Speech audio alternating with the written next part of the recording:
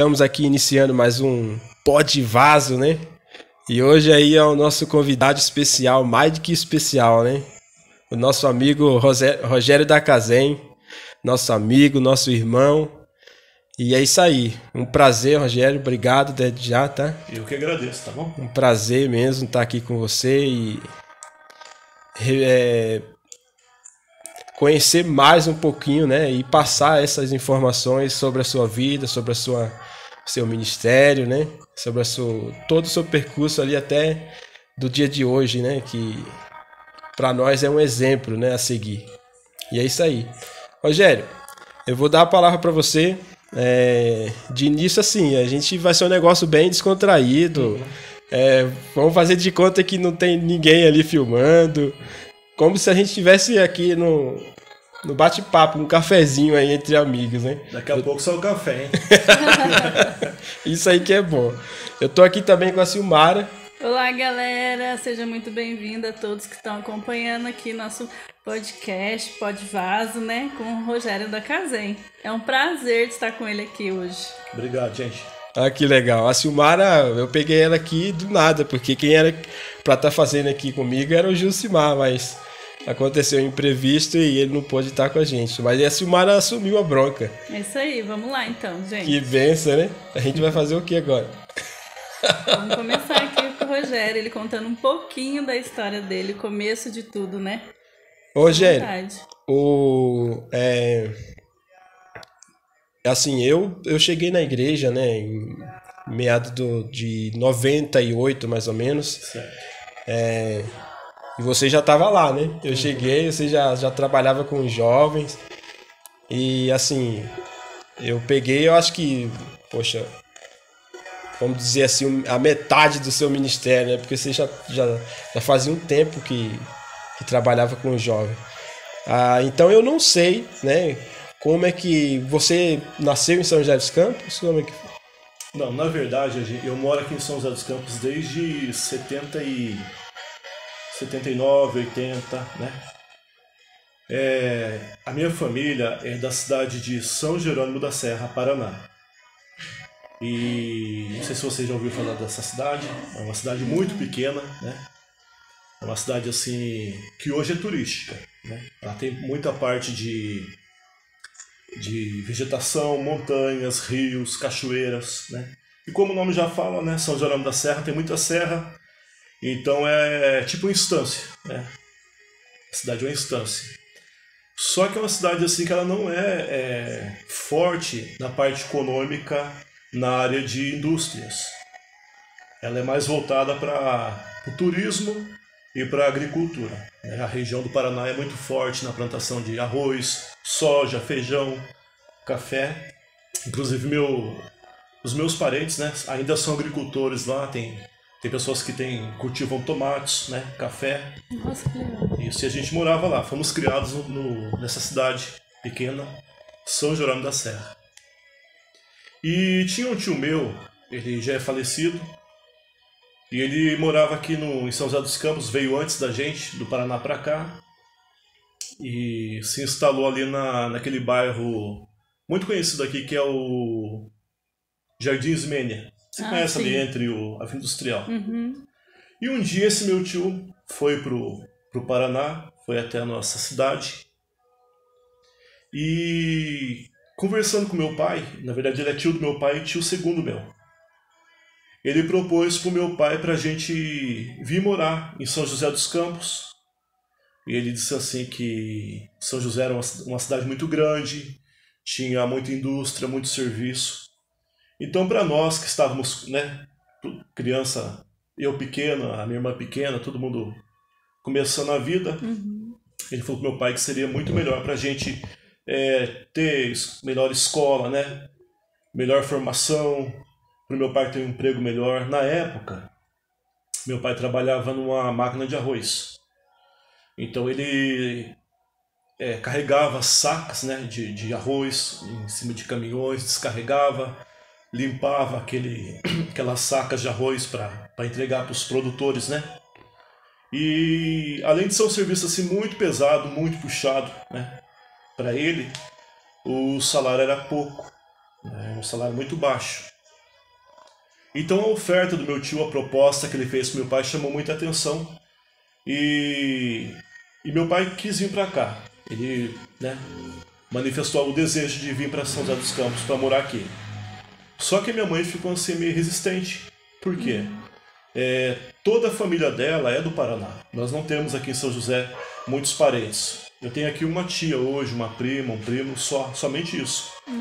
Toda a família nossa, ninguém está aqui no estado de São Paulo. É somente nós aqui, essa tia, e o restante, todo mundo em São Jerônimo da Serra, Curitiba, Ponta Grossa, Cascavel, Morama. Tinha uns parentes também no Paraguai, na divisa de Foz do Iguaçu, mas Bacana. aqui poucas pessoas. A família ela é bem grande. E aqui somos em poucas pessoas.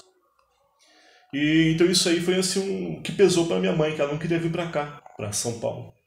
Mas vendo pelo lado do emprego, de oportunidades, a gente veio para cá, né? Aí meu tio falou para nós que teríamos casa para morar, já tinha um emprego em vista. Só que quando chegou aqui em São José dos Campos, a história era outra. Na verdade, era uma casa muito pequena, que a casa do meu tio era pequena. Tinha já uma família que morava na casa, que era o filho dele com a nora, com um monte de criança. E aí chegou eu, a minha mãe, a minha irmã. Então, assim, o tamanho da casa para todo aquele monte de pessoas era desconfortante, né? A gente esperava que teríamos uma casa para nós, só para nossa família. Mas a gente teve que dividir, sabe? Mesmo teto com um monte de pessoas. E por mais assim que você conviva bem numa casa, né? Quando é muita criança, assim, sempre há uma divergência, um desentendimento. E criança, né? Com a criança que não apronta, né? Eu tive por vocês dois, né? Porque eu conheci o Claudiano bem pequeno, né? Rapazinho ainda. A Silmara, eu vi ela no colo da mãe dela, com chupeta na boca, né? Bebê. Pequena mesmo. Então, da vida da Silmara eu sei bastante. Ela era uma criança... Brincadeira, gente, não era bagunceira, não. Era uma criança comportada. Sempre comportada. Isso. Mas a criança, ela tem, né, uma certa, assim... Como é que eu posso dizer pra você? Ela tem uma... É levada, né? Criança é levada. É saúde também, né, Claudiano? Criança brinca, né? Tá brinca. Briga, depois... Briga também, depois já 2 minutos já tá tudo bem. Isso. Então a gente tinha essas coisas, né?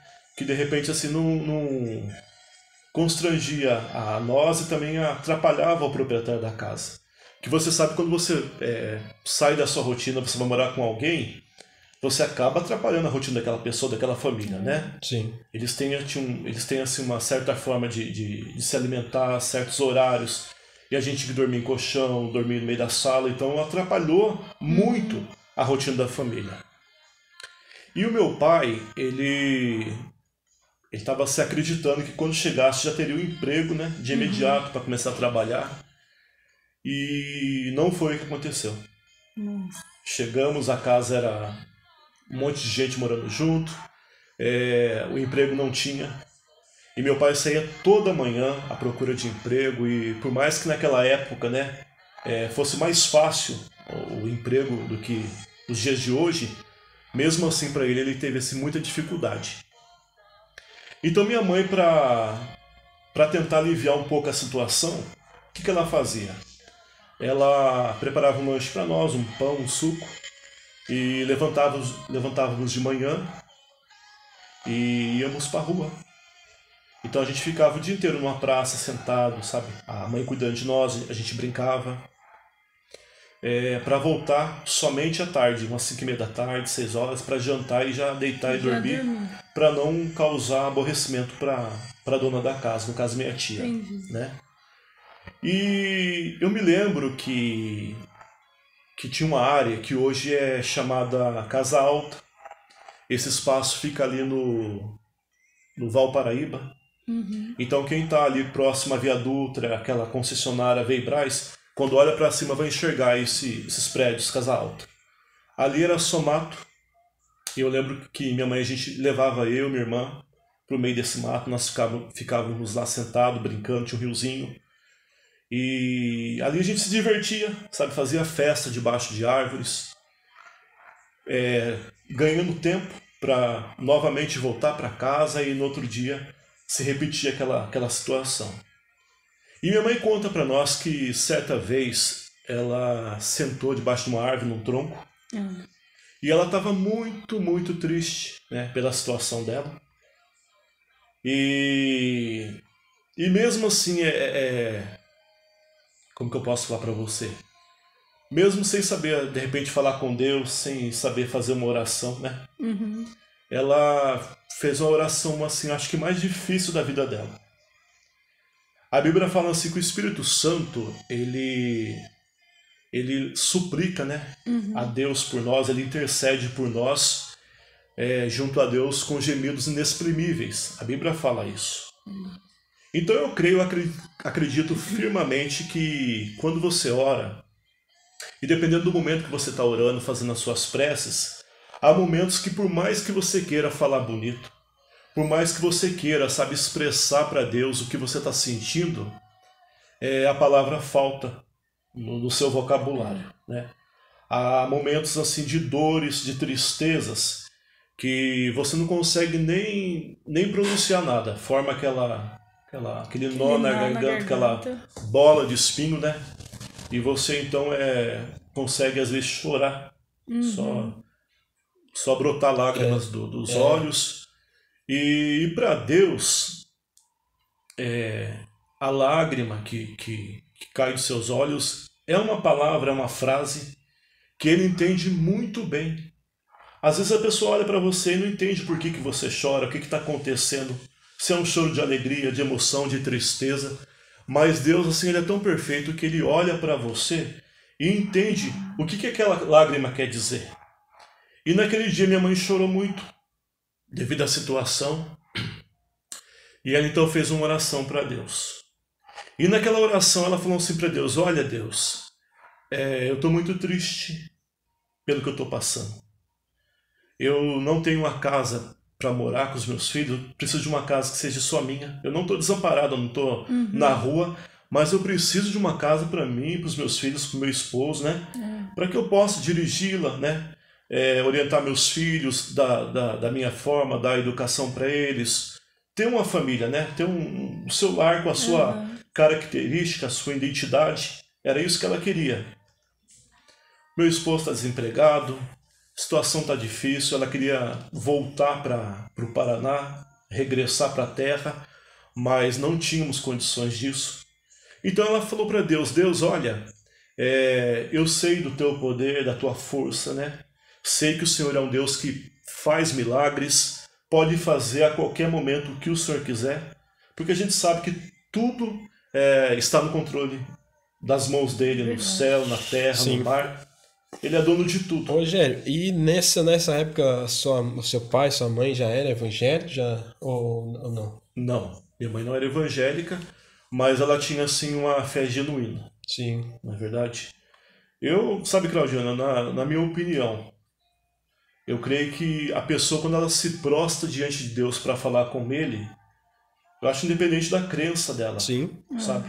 Deus não olha a crença da pessoa, Deus não olha a placa de igreja, não olha as suas condições, porque se ele fizesse isso, ele não atenderia ninguém. Isso foi os homens que colocaram, né, as placas. Todos nós somos falhos, todos nós temos pecados, sabe? Temos erros. E ele fala que onde abundou, sabe, o pecado, a graça dele superabundou. Né? Então, quando ele veio na terra para morrer na cruz, ele veio para salvar. E ele ama as pessoas, ele ama os seres humanos, né? Então a missão dele é amar a nós. Então eu acredito assim que quem se dobra diante de Deus, quem chega diante dele para orar, para fazer suas preces, de maneira nenhuma terá a sua oração, sabe, negada. Sim. De maneira nenhuma. Né? Isso. Esse é o segredo, né? É você ter um coração quebrantado, você se prostrar diante dele e se abrir para ele, não ter máscara, sabe, diante de Deus. Você chega e fala para ele: Deus, eu estou dessa forma, eu sou assim, quero mudar, sabe, preciso de uma chance, preciso de um milagre, eu acredito em ti. Certa vez eu ouvi uma frase que falava assim, que a fé, ela chama a atenção de Deus. E não precisa ser uma fé gigante, sabe? A Bíblia fala de uma fé do tamanho de um grão de mostarda. Por que teve esse exemplo de tamanho de um grão de mostarda? Porque, segundo os estudiosos, o grão de mostarda é o menor grão do mundo.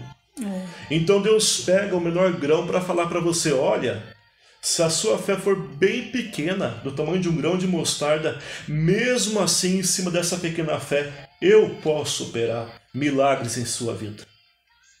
Só que eu acredito que se for menor do que um grão de mostarda, ele ainda vai operar. Sim. E se você ainda não tiver fé, ele ainda opera por misericórdia, pela graça dele, e em cima daquela pessoa sem fé, ele faz despertar a fé na pessoa. Ele faz a pessoa começar a acreditar e a ter fé nele.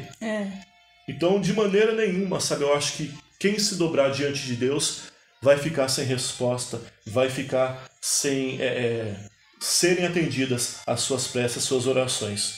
E minha mãe, independente dela ter uma religião, uma crença, ela tinha o principal, que era a fé em Deus.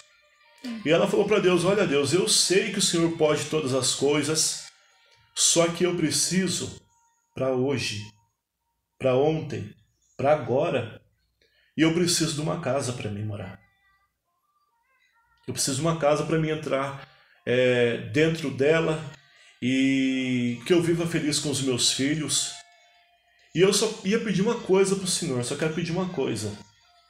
Que o Senhor me garanta, né, que a casa seja minha, sabe, que eu não tenha que passar humilhações, que essa situação que eu tenho vivido, que não se repita mais, sabe, eu quero ser feliz com os meus filhos, eu quero pouco, eu quero só a felicidade, era isso que ela pediu para Deus. Sim. Ela falou, mas eu sei, né, que o Senhor tem um tempo de agir, Deus não trabalha segundo a minha vontade, segundo a sua vontade, Ele tem um tempo certo, né? E o tempo dele é perfeito, a hora dele é perfeita. E quando ele faz, quando ele chega e realiza o milagre que nós tanto almejávamos, tanto esperávamos, a gente se alegra. Sim. E a gente entende que o tempo dele era o melhor, era o perfeito. É o melhor que o nosso, né? E isso, aquele momento Com que o milagre certeza. chegou, era o momento que... Era o momento certo. E você agradece, você não murmura, você não reclama, sabe? Porque ele explica, né? No interior, o Espírito Santo trabalha e fala, olha, você entende por que eu tive que esperar um pouco para poder te atender? Eu acho que é a mesma situação de Marta, Maria e Lázaro, né? A Bíblia fala que Jesus, ele ia na casa de Marta e Maria. A Bíblia fala que Jesus desfrutava de uma íntima compaixão com Lázaro. Ele chamava Lázaro de amigo, não era colega, era amigo, né? Jesus ia na casa de Lázaro, eu imagino que ele entrava, ele almoçava, jantava, Lázaro deitava no colo dele, a cabeça, ele contava, né, as coisas dele aqui na terra, os mistérios dele. Eu acho que eles tinham assim, muita intimidade, né, para conversar, se abrir um com o outro. E a Bíblia fala que quando o amigo de Jesus, Lázaro, ficou doente, Jesus estava próximo, não era muito distante o local que ele estava da aldeia de Lázaro. Mas Jesus não foi de imediato. Ele demorou 4 dias para atender Lázaro, o amigo dele. E eu acredito que no meu imaginário, né, no meu imaginário humano, que Marta e Maria ficaram muito decepcionados com Jesus. Verdade. Acho que a gente, como ser humano, fica, né? Verdade. Como assim? Ela tinha uma amizade tão boa, andava junto. O cara vem na minha casa, o cara almoça, o cara janta, o cara dorme, né? O cara promete, sabe, que sempre estaria comigo, que era meu amigo. E amigo não é colega, né? Amigo é amigo. Amigo é aquela pessoa que você conta com ele em todos os momentos. O amigo você bate na porta dele a qualquer momento, qualquer hora. O amigo você não pode ajudar você naquele momento que você tanto precisa. Ele fala, olha Silmara, olha Claudiona, agora eu não posso, mas eu vou dar um jeito, vou, sabe, fazer o impossível para tentar te ajudar. certeza. Né? E se ele não consegue, às vezes é a situação que não está ao alcance dele. Ele tenta, ele faz o máximo, né? Você tá falando do Lázaro aí, eu tô lembrando da peça do teatro que ele fazia, né? Teve uma época que ele fez do Lázaro, né? Fez, acho que 2 ou 3 vezes essa história. 3 vezes, verdade. Porque é uma história muito marcante, né? Bacana. Fala da importância da amizade. E Jesus não foi até Lázaro de propósito. Ele poderia ter chegado lá, ou da onde ele estivesse, ele poderia ter falado, olha a doença, né? Detenha onde você está, né? Sai da vida do meu amigo, e Lázaro ficaria curado. Ele fez isso, né, com o servo lá do centurião. Ele falou para o centurião, olha, eu não vou na sua casa, porque o centurião falou, eu não sou digno que o senhor entre debaixo do meu teto, mas diga uma só palavra, que eu sei que ele vai ficar curado, porque eu, como um capitão dos exércitos, eu falo para os meus subordinados, meus soldados, vai, e eles vão, voltam e eles vêm, então faz isso, né? Então Jesus poderia ter feito isso aí com Lázaro, mas ele preferiu esperar 4 dias para responder, para ir até Lázaro. E os historiadores falam que naquela época prevalecia a crença de que quando uma pessoa morria, eles acreditavam que a alma ficava do lado do corpo durante 3 dias. E que durante esses 3 dias havia chance da alma retornar para o corpo. Então, se Jesus chegasse no 3º dia, o que ia prevalecer? A crença, né? A crença do ser humano. E Jesus estava falando de milagres, de ressurreição.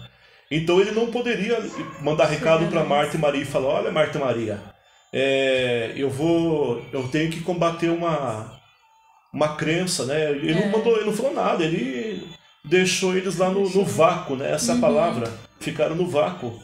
Ele nem mandou resposta pelo mensageiro, dizendo por que ele não iria até a família. E, Rogério, eu escuto muito pregação, todo dia eu escuto alguma coisa.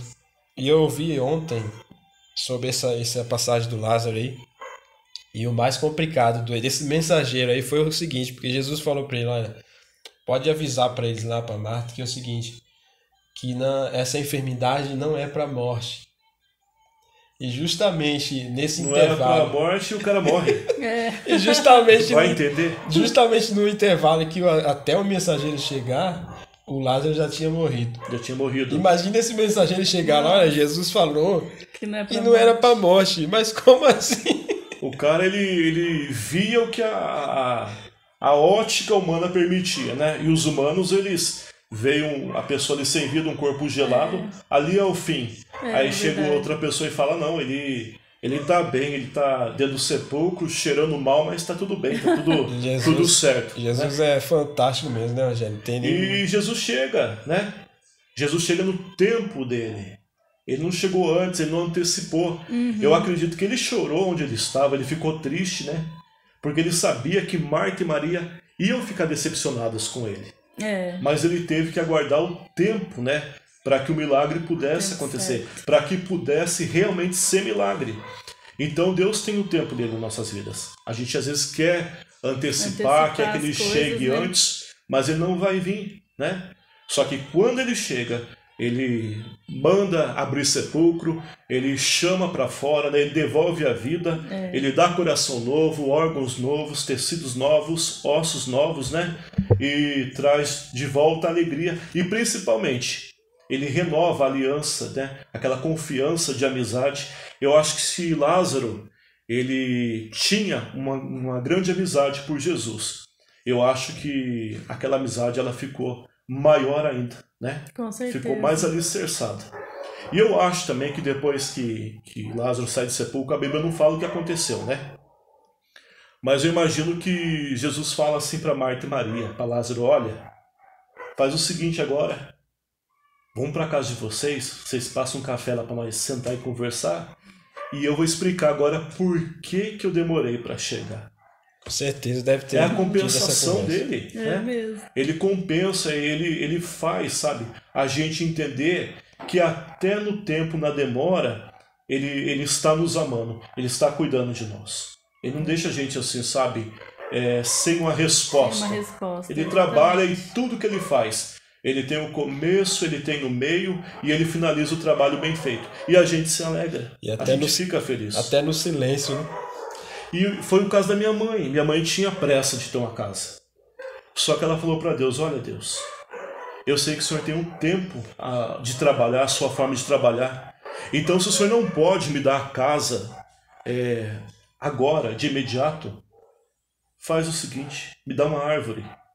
Eu quero uma árvore para mim, igual essa, que eu estou sentado debaixo dela. Se o Senhor me der uma árvore, me garantir que a árvore vai ser minha, que eu vou entrar debaixo dela e vou ficar feliz com os meus filhos, com meu esposo, eu vou aceitar essa árvore, nem quero mais a casa, e vou ser muito grata a Ti pela árvore.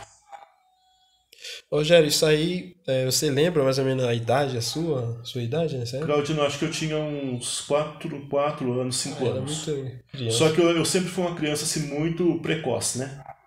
Então eu sou uma criança que eu tenho assim, recordações muito nítidas, sabe?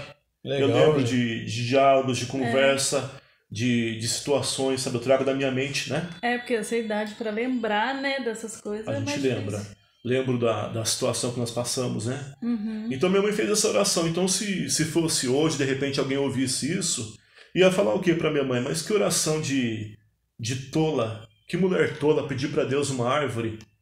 Não era. Não era tolice. Era desespero, né? Era ansiedade de ter um lugar para ficar. Ela estava ansiosa e ela fez essa oração. Aí meu pai, ele continuou procurando serviço, as portas fechadas, e ele foi trabalhar, procurar serviço, né, no caso, numa empresa, uma granja. Vocês acho que não lembram, vocês nem existiam na época. Claudiano chegou Cheguei em 98. 98, né? Já estava bem formado as coisas. Isso, mas ali próximo ao Putim existia uma granja chamada Granja Itambi. Aí meu pai foi procurar serviço nessa granja. Aí chegando na granja, a pessoa que atendeu ele falou, olha, seu João Batista, realmente nós temos, sabe, uma vaga de emprego aqui para o senhor. Acontece que, sempre tem, né? Sempre tem uns que... Quando você está numa prova, numa luta, sempre tem uma coisinha a mais para dar um tchan, né? Sim, para deixar a prova pra mais... dar emoção, né? Mais emocionante ainda. Aí ele falou assim, olha, a gente tem a vaga de emprego aqui para o senhor, porém, ocorre que nós não temos uniforme adequado para o senhor. A numeração da bota, da roupa é bem menor. Então não vai, né, servir no senhor uniforme. O que meu pai pensou? Estou desempregado, meus filhos precisando de uma casa, preciso alugar uma casa para colocar eles, preciso prover. Porque é difícil para o homem também, um pai de família, ficar desempregado, né? Difícil. Ele quer dar o melhor para os filhos. Ele quer, e o homem fica assim, se sentindo... como que eu posso falar para você? Impotente, mais ou menos. Impotente, né? Ele se sente impotente diante da situação, né? E aí meu pai aceitou. Ele falou, não, eu aceito trabalhar com o uniforme apertado, a bota apertada, não tem problema. Porque meu pai pensou o quê? Vai vir outra pessoa à procura do serviço, uma pessoa de estatura menor, e eu vou perder a vaga. Então ele aceitou o desafio e foi trabalhar com a calça apertada, a roupa apertada, sapato apertado. Que história, minha gente. E a granja, vocês sabem que trabalha muito com água, né? É frango congelado, freezer, frigorífico, né? Então eles têm que ficar jogando água para descongelar. Então é muito úmido o local. E aquela bota dele entrava água e juntava o calçado apertando, e minha mãe conta que ele teve necrose, né, nas unhas do pé. Então teve que ser internado para tratar as unhas, que inflamou, caiu, necrosou a parte dos dedos dele, e ele teve que abandonar o emprego. Né? E então foi assim muito difícil a nossa chegada de São José dos Campos. Mas meu pai, o Claudiano, ele era muito batalhador, muito guerreiro. Quem conhece meu pai sabe que meu pai ele era uma pessoa assim que ele não tinha tempo, sabe? Ruim, né? Ora, não.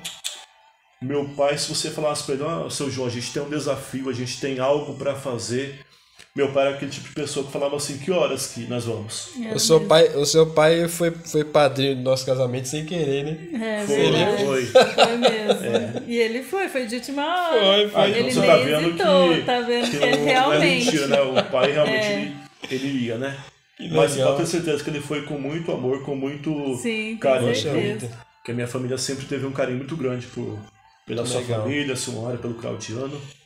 E depois dessa situação da granja, o meu pai também ele passou por uma cirurgia de hérnia. Devido àquele serviço que eu falei para vocês que ele fazia no Paraná, que era carregar sacas de arroz, o saco é muito pesado. Ele adquiriu uma hérnia, né? Uma hérnia. E ele passou por uma cirurgia. Então ele foi internado no pronto-socorro da Vila Industrial. E nessa internação ele teve contato com o chefe dos motoristas lá da ambulância, lá do pronto-socorro. Sim. E conversando com esse senhor, o senhor falou para ele, você tem a carta de motorista? Meu pai falou, tenho, eu dirijo caminhão, né? Dirigi caminhão no Paraná. E naquela época, você não entrava na prefeitura através de concurso público, né? Era contratado direto. Então meu pai conseguiu o emprego como motorista de ambulância. E as portas foram se abrindo, meu pai já tinha um salário dele. Aí meu pai foi e alugou uma casa pra gente morar no bairro do Valparaíba, na Rua dos Tecelões. Era uma casa muito simples, de 2 cômodos, que estava ainda em construção. E apesar de estar em construção, a minha mãe foi pessoalmente até o dono da casa. Ele se chamava Seu Edson, né? Era um senhor da igreja adventista do 7º dia. E eles são, né, uma família assim, muito abençoada, que a gente tem um carinho muito grande por eles. E aí o Seu Edson falou assim para minha mãe, Dona Terezinha, mas a casa não está inacabada ainda. Faltava acho que colocar vidro nas portas, estava sem reboco. E não tinha fossa. Tava em construção. Minha mãe falou, não, a gente aceita entrar na casa dessa forma mesmo. A gente aceita entrar. Aí eu lembro que meu pai, ele abriu a fossa, ele fez a fossa. E lembro também que minha mãe, ela fez um arroz para nós comer. E deu um quisuquinho, sabe aquele quisuco do esquimó? Que tinha um esquimó, um suquinho bem... Sabe aquele suquinho que você... Transforma em 2 litros aquele lá? Um pequenininho, mas você... Não, a gente, no caso, era 4, 5 litros, né? Era o milagre da multiplicação do suco. Tinha o milagre dos peixes, dos pães, e a gente era o quisuco. E a gente tomou aquilo, sabe? Quisuco, comeu aquele arroz, como se fosse um grande banquete. Um grande banquete. Eu sempre aprendi, desde de criança, desde muito pequeno, a dar valor nas coisas, né? Então não é a carne, não é a picanha, não é a macarronada, não é a Coca-Cola. Tem dia que é o arroz, é o ovinho frito, estalado, né? O quisuquinho, né? Mas aquilo, quando você se alimenta daquilo numa casa abençoada, num lar onde tem paz, você apresenta para Deus aquela comida simples, você fala para Deus, olha, obrigado por esse alimento, e aquilo se torna um banquete, né? Porque não adianta você ter riquezas, você ter tantas coisas e você não ter na sua casa a felicidade, você não ter um lar abençoado. A nossa casa, o meu lar, ele sempre foi a casa mais humilde da rua, sabe? Diante de tantas casas que haviam na rua, né? Casas bonitas, a gente era o mais simples. Mas hoje, né?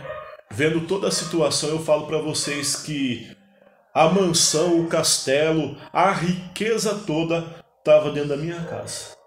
Legal. Porque meu pai era abençoado, minha mãe era abençoada. Meu pai nunca discutiu com a minha mãe, nunca maltratou ela, nunca falou palavrão dentro de casa. Ele sempre deu exemplo para nós, sabe, na nossa formação, no nosso caráter. A minha mãe da mesma forma. Então a gente teve essa infância, não assim, como tantas crianças que o pai tinha uma situação financeira melhor, mas nós éramos muito felizes. Eu lembro que meu pai, ele tinha mania de levar marmita para o pronto-socorro onde ele trabalhava. Então era uma marmita retangular de alumínio, eu lembro até hoje, e ele tinha assim um cardápio que ele sempre pedia para minha mãe fazer para ele. Então todo dia era aquilo, a marmita dele. Ele colocava arroz, feijão, um pouco de farinha de mandioca e costela de frango frita. Ah, meu Deus. Todo dia era isso. E eu acho que aquilo é dentro da bolsa dele, a comida ficava meio compactada, né? Sim. Amassava, então ficava igual um pudim, sabe? Apertado o arroz. E quando ele chegava do serviço, eu e minha irmã já pegava um garfo, cada um pegava um garfo correndo na gaveta e já ia encontrar com ele. Ele vinha com a bicicleta Barra Forte verde. Então ele chegava, a gente já ia abraçar ele, né? Brincar com ele e já pegar a marmita da mochila dele para raspar o restinho, a sobra. Nossa. Então, de propósito, ele deixava sempre um pouquinho de comida. Deixava, porque ele sabia que a gente ia procurar a marmita para poder comer aquele restinho da sobra da marmita. A gente tinha comida em casa, né? Mas a gente tinha lá no fogão arroz, feijão, mas a nossa alegria era poder se alimentar do restinho da marmita dele. Era mais gostoso, né? Cabeça de criança.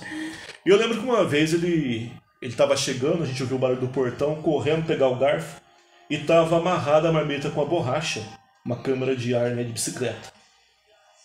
Eu achei estranho, né, mas peguei, e a marmita estava muito pesada. Aí eu falei, nossa, será que o pai não comeu a comida hoje, né, inteira? Aí eu fiquei mais feliz ainda, né, vai sobrar mais pra gente, né, se alimentar da marmita dele. Aí isso que ele tinha feito, ele foi numa loja de doces e comprou vários pé de moleque, né? Aqueles, um tablete, né? Bem, aquele doce que é grosso, né? Os tabletes. E encheu a marmita daquilo. Nossa. E ficou em volta da mesa, sabe? Esperando para ver o nosso ar de surpresa quando abrisse aquilo e visse aquele monte de pé de moleque. Sabe aquele pé de moleque igual de piranguinho? Então a gente ficou muito feliz com aquilo. Meu pai, assim, ele era simples, né? Ele não tinha, de repente, muito para nos oferecer. Mas o pouco que ele tinha era oferecido assim para nós de uma forma muito especial. Eu me lembro também que, na época, a gente era da época da fita cassete, né? Sim. Não imaginava na verdade, da sua época, né? Eu não peguei essa época aí. Desculpa aí. Desculpa aí. Então, né? Eu tô falando com jovens, né? Então deixa eu explicar pra vocês. Fita cassete, né? A gente pegou um pouquinho da fita cassete já indo pro CD.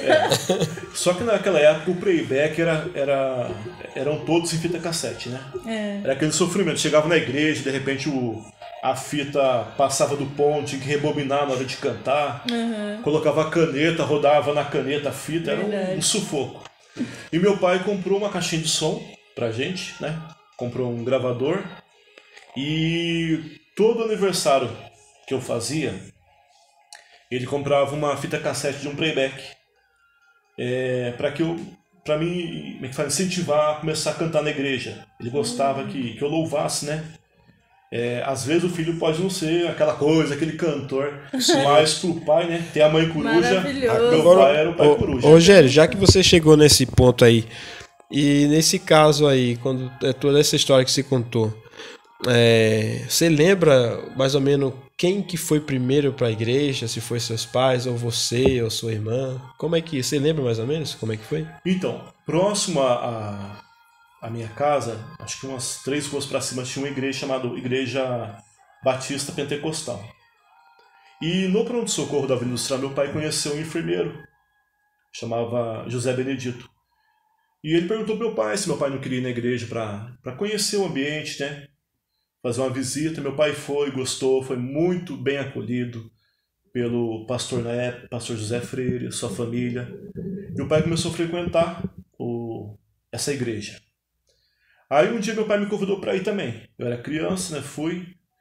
E eu ouvi eles cantando o hino da harpa.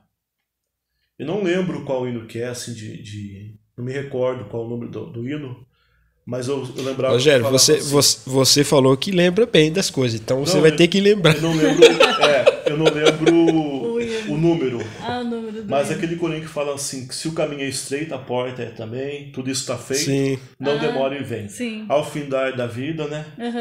Lá no céu tu estará. Então eu aprendi só essa estrofe no primeiro dia que eu fui no culto. Eu aprendi. Aí no segundo dia que eu voltei para a igreja, eu já sabia cantar essa estrofe.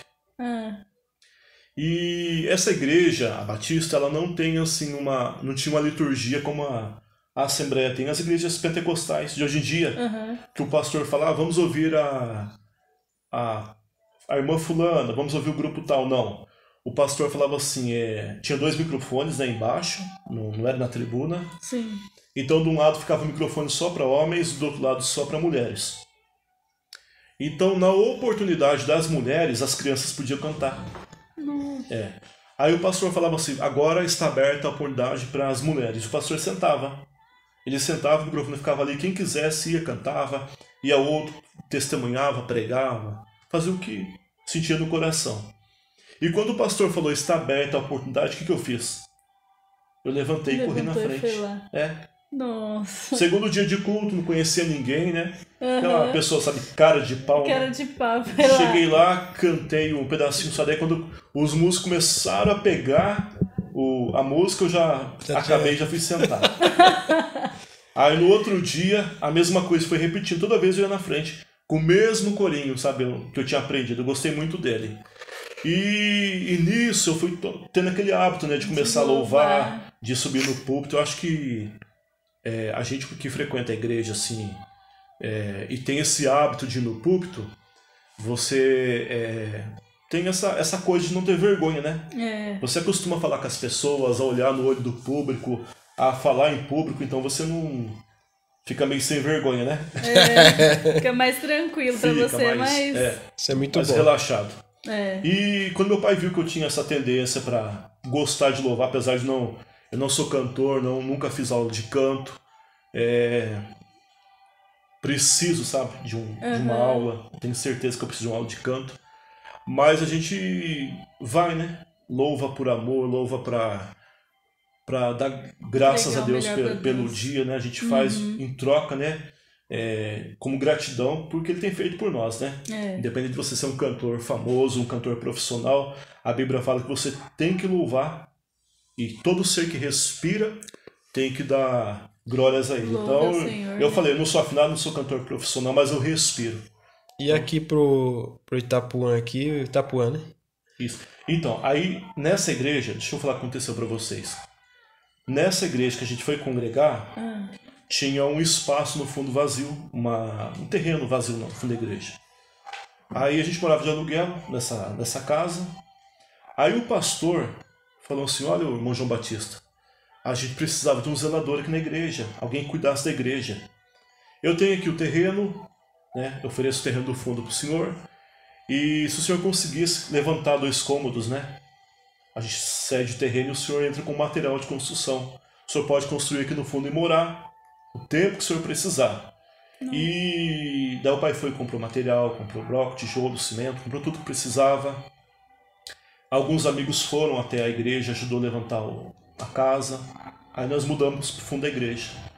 E além de morar no fundo da igreja e da gente ter construído a casa, a minha mãe era responsável pela limpeza da igreja. Era aquela época, sabe, de chão, de vermelhão. Tá. Nossa, era que encerar, tão difícil. Minha mãe toda semana encerava, aí depois tinha que passar aquele esfregão, né? Sim. Esfregão, enceradeira, cadeiras de plástico que aderiam, sabe? Aderia pó, sujeira, tem que esfregar. Então a gente era responsável para cuidar da igreja, lavar. E minha mãe fazia aquilo com muito amor, com muito carinho, né? Nossa. E nessa época, Claudiano, que a gente morava no fundo da igreja, eram 2 cômodos, né? Aí já tinha meu irmão, Cleiton. Nós já éramos em 3 pessoas, né? Meu pai, ele conheceu uma mulher, uma assistente social no pronto-socorro, chamada Magda. E ela trabalhava com, posso dizer assim, um braço, né? Da antiga FEBEM. Não sei se vocês lembram da FEBEM, né? Hoje é chamada de Associação Casa. Isso aqui é isso? Não lembro o nome direito. Fundação Casa. Fundação Casa, é isso. É o que cuida de menores infratores, né? Sim. Só que a FEBEM cuidava de adolescentes, aqueles meninos de 14, 15 anos, 16 anos. E a FEBEM cuidava das crianças de recém-nascidas até uns 6, 7 anos, 11 anos.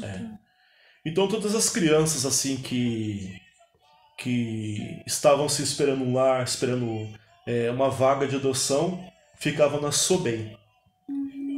Os adolescentes iam para a FEBEM e as crianças menores ficavam na SOBEM, que tinha um núcleo, uma sede aqui em São José dos Campos.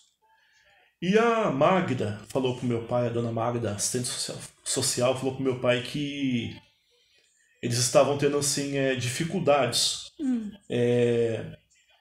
de local para deixar essas crianças para guardar enquanto fossem adotadas. Não tinha onde as crianças ficarem. E eles criaram um programa de hospedeiros. Então eles iam de famílias em famílias de boa índole, né? Famílias que tinham assim, uma boa reputação. Sim. E eles propunham, né, para as famílias para ficarem com as crianças durante 6 meses, 7 meses, 1 mês, de acordo com a criança fosse adotada. E meu pai, sem assim comunicar com a minha mãe, ele aceitou. Nossa. Ele aceitou, falou para minha mãe: olha, Terezinha, a gente vai entrar nesse projeto, né, nesse projeto, né, de ser de receber crianças em casa, né? Aí minha mãe pensou, porque a casa era muito pequena, Silmara, né? Já era pequena para mim, para meus irmãos, né? Era 2 cômodos, né? 2 cômodos, pequeno. Mas eu acho que quando você quer fazer alguma coisa pela pessoa, você encontra um jeito, uma forma, né? Eu aprendi assim que a desculpa de um aleijado é a muleta, né? Tinha esse ditado, eu ouvi isso desde criança. Desculpa de aleijado é muleta, falavam, né? Até hoje falam, né? Falam, eu ouvi isso aí quando era criança, né? Que às vezes a pessoa não faz, dizendo assim que às vezes não faz porque não quer. Né? Que quando você quer, você dá um jeito, e quando você não quer, você dá uma desculpa. É verdade. E meu pai, apesar de ter um salário pouco, né? A gente não ter tantas condições, meu pai topou o desafio, né? Aquilo assim entrou no coração dele e ele não conseguiu dizer não para assistente social. E minha mãe também aceitou. Minha mãe sempre foi uma pessoa muito hospedeira. Ela foi uma pessoa assim, ela era na época muito solícita, sabe, na igreja. Sim. Ela trabalhou muitos anos com a campanha, departamento chamado Dorcas. Na igreja católica são os vicentinos, né? Na igreja evangélica é a campanha do quilo, né? Assistência social. E assistente social, e assim são trabalhos que essas religiões, denominações desenvolvem, que fazem toda a diferença, né? Para aquelas pessoas que estão desempregadas, né? Pessoas que precisam, né? de alimentos, né? Então minha mãe, ela sempre foi nessa vertente, nessa linhagem social. Sim. Então a primeira criança que chegou foi uma menina de 2 anos. Ela estava assim, muito desnutrida, muito magrinha, cabelo todo assim, repicado, né? Sim. Ela tinha muito, como é que fala assim, tinha piolho, né? Tinha baixa imunidade. Tava bem judiadinha. Tava assim com muita ferida no corpo. Meu Deus. Devido à baixa imunidade, tinha bronquite, tinha asma. E minha mãe amou a menina, sabe? A gente, quando ama uma pessoa, quando você se apaixona por alguém, você não olha para a aparência, né? O amor, ele consegue enxergar lá dentro, né? Ele consegue extrair o melhor da pessoa, e o melhor dela tá dentro, não tá por fora, né? A gente às vezes tem mania de julgar, de querer ver o exterior, e esquece de ver o que a pessoa tem dentro dela, né? E minha mãe, ela conseguiu enxergar naquela menina, sabe? Algo de muito precioso. Muito especial. Muito especial, essa palavra, muito especial. E aquela criança ficou em casa e ela ficar por um determinado tempo. Só que daí a assistente social falou para o meu pai: seu João, tem como o senhor ficar com mais uma criança? Então ficou aquela menina e chegou mais uma criança, acho que foi o Anderson, um bebezinho. E o Anderson veio e ficou com a gente acho que uns 4 meses, foi adotado, daí embora. Quando eles vinham para buscar o Anderson, sim, a própria Kombi que vinha buscar já trazia outra dentro.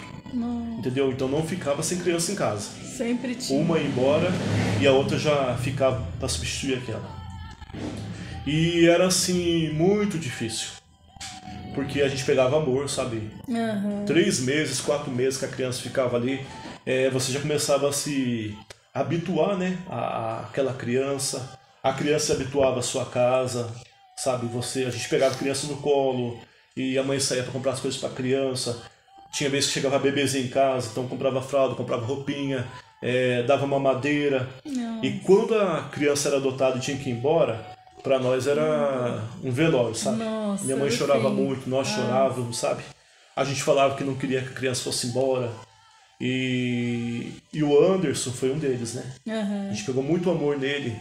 Eu me lembro assim, quando ele chegou em casa, ele era assim muito medroso, sabe? Ele é aquela criança que tinha medo de tudo. Então a gente acredita assim que ele já trazia traumas, né? De lugares por onde ele passou, deve ter sofrido muito. apanhado de outras pessoas, né? Da família que ele veio. Então minha mãe, ela conseguiu, né, quebrar isso dele. Sim. Ela conseguiu mostrar para ele que a minha casa, sabe? Ele poderia ficar à vontade lá.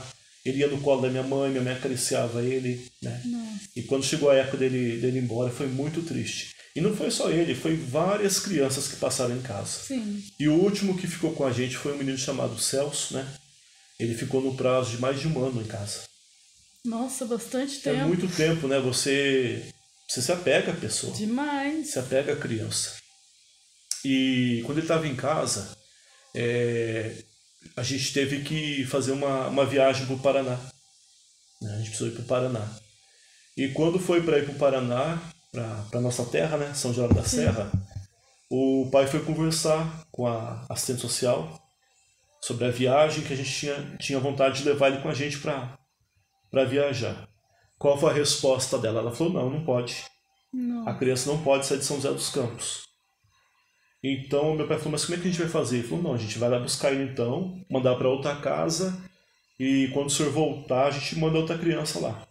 Então aquilo assim para nós foi muito, muito dolorido, né? Nossa. Você ficar o tempo todo com a criança, né? Ter aquele convívio, e quando era para levar a criança para passear, para conhecer nossa família, uma diversão, não podia sair. ter esse impedimento. Aí quando essa criança foi embora, minha mãe falou que não ia mais dar continuidade nesse projeto de hospedeira, porque era muito sofrido, né? Era muito dolorido depois a separação. Só que a primeira criança que veio, que a minha mãe amou ela, a minha mãe não quis abrir mão. A minha mãe falou assim pro meu pai, não, essa aí eu quero ficar com ela, né? Porque é minha filha. Essa aí é minha. Minha mãe falou, não, ela é minha filha, já, sabe, meu coração já me disse que é ela, eu amo ela, né? Nossa. E filho não é só de sangue, né? Filho do coração acho que em certos momentos é mais filho do que o sangue, né? Sangue, verdade. Então ela ficou com a gente, minha mãe cuidou muito bem dela. Foram vários dias, vários meses de tratamento. Ela todo dia ia no hospital fazer um tratamento para curar as feridas do corpo, para tomar antibiótico. Várias vezes aquela bronquite crônica, aquela asma atacava. Eu me lembro que uma vez minha mãe chegou no hospital com essa minha irmã nos braços, sabe? Totalmente quase sem vida. E o médico reanimou ela. Então foi uma batalha muito grande, sabe? Pela saúde dela, para que ela ficasse, né, recuperada. E quando minha mãe teve a decisão de falar, olha, eu vou ficar com ela, vou adotar ela, o juiz mandou chamar minha mãe. E qual que foi assim a surpresa? O juiz falou assim, olha, mas a senhora tem condições de ficar com a criança? Tipo assim, a senhora não tem condição financeira como tantas outras famílias, a senhora mora em 2 cômodos. Mas minha mãe cuidou o tempo todo de outras crianças. Não, né? Só dela, mas de outros. De outros, né? E eu falo pra você, em minha casa nunca faltou alimento. Nunca. Graças a Deus. Nunca, sabe? Nós sempre tivemos o alimento em casa. Deus, ele honrou, ele cuidou, ele tem cuidado de nós até hoje. E minha mãe, ela foi assim, muito sábia. Ela falou pro juiz, olha, meritíssimo, só que até hoje eu sempre cuidei bem dos filhos, né? Moram em 2 cômodos, mas 2 cômodos abençoados. As crianças têm do bom e do melhor para comer em casa, não falta o alimento. Meu esposo ganha pouco, mas o dinheiro dele é abençoado. É um dinheiro próspero, sabe? Sim. É um dinheiro próspero, era um salário mínimo, mas que Deus abençoava, Deus prosperava. E o juiz, ouvindo a minha mãe falar aquilo, falou: não, a senhora pode então ficar com a criança. Então minha mãe adotou ela. E Deus foi abrindo as portas, foi bradando. A menina hoje, ela tem 32 anos, minha irmã, né? Sim. É uma pessoa muito abençoada. E hoje ela é uma pastora. Que bênção. Uma pastora, casou, tem uma filha linda, tem profissão, né? E hoje ela tem condições de ajudar também pessoas que estiveram, né, na situação dela. Ela é uma pessoa que hoje ela abençoa. Ela foi ensinada, né? Ela é uma pessoa muito grata, né? Tem gratidão no coração. E do fundo dessa igreja, né, morando nessa igreja, o meu pai conseguiu economizar, né? Não pagava o aluguel, a gente cuidava da igreja em troca da moradia. Foi economizando e conseguiu comprar um terreno aqui no Jardim Itapuã. A gente comprou o terreno no ano de 1986, né? O bairro estava em formação ainda, não tinha casa nenhuma. Aquelas ruas, sabe? Na época a prefeitura autorizava, né, abrir loteamento sem asfalto, sem luz, era sofrimento. Graças a Deus que hoje não tem mais isso, né? Graças a Deus. Hoje em dia você vai ter um loteamento, a empresa, a empreiteira já tem que ter o asfalto, tá tudo legalizado já, né? Básico, não tem mais né? sofrimento, né? Antigamente não tinha. Da população. Só que na época não era assim. Então a gente chegou, um terreno era ruas sem asfalto, sem guia, sem sarjeta, não tinha nada, era cru, né? Esse terreno era onde mesmo? Aonde você está aqui hoje. É esse aqui. É esse aqui, onde está essa casa aqui. Aí o pai comprou um terreno, levantou 2 cômodos, né? Aí nos mudamos para cá. Na mesma situação, não tinha muro, sabe? Qual época mais ou menos, você lembra? 1986. Eu depois eu tinha um ano, eu tinha nascido, eu sou de 85. Foi 86, Aí mudamos para cá, 2 cômodos, né? Foi a mesma situação daquela casa lá no Valparaíba. Janela, porta sem vidro, né? Graças a Deus teve pessoas que nos ajudaram com doações de portas usadas, janelas usadas. A gente nunca ligou, sabe, Silmara, para esse negócio de coisa nova a gente usa, coisa usada não quero, não. Nada que uma lixa, uma boa pintura não resolvesse. E isso também é com roupa, calçado, sabe? Desde pequeno a gente ganhava calçado, ganhava roupa usada e colocava no corpo, saía... Aceitava tranquilamente. Nossa, ia muito feliz pra rua, sabe, exibindo aquilo que a gente ganhava. É claro que ganhávamos roupas usadas, mas sempre em boas condições. Em bom estado. Né? Eu acho que quando você quer oferecer algo para alguém, você não pode dar... porque a roupa usada, eu vou dar uma roupa manchada. De qualquer jeito, não, né? Rasgada, manchada, todo aquele tem cuidado. Que ser em bom estado. Isso. E a gente mudou para cá, Deus foi prosperando, meu pai trocou de serviço, arrumou um emprego melhor, foi aumentando a casa, foi rebocando, dando acabamento, né? Os filhos foram crescendo, cada um seguindo seu rumo, trabalhando, ajudando em casa também. E quando estava tudo pronto, meu pai resolveu fazer um jardim na frente de casa. Sim. Hoje não tem mais, hoje tá com cobertura, tem garagem, né? Mas na época meu pai fez um canteiro muito bonito e plantou um pinheiro na frente, né? E aquele pinheiro, quando ele estava assim com um certo tamanho, veio uma tempestade muito forte e tombou ele. E não sei o que deu na minha cabeça, eu saí no meio da chuva, sabe? E fui até ele assim, Claudiano, no meio da tempestade e desentortei ele, coloquei a madeira e firmei a raiz dele para que não morresse. Minha mãe falou, não, deixa aí, tá perigoso. E aquele relâmpago, sabe? Tempestade jogando madeira para tudo quanto é lado assim, da casa, e eu lá no meio da tempestade para que o pinheiro não morresse. E o pinheiro viveu. Não. E ele cresceu, ficou muito amplo, aquela copa bonita.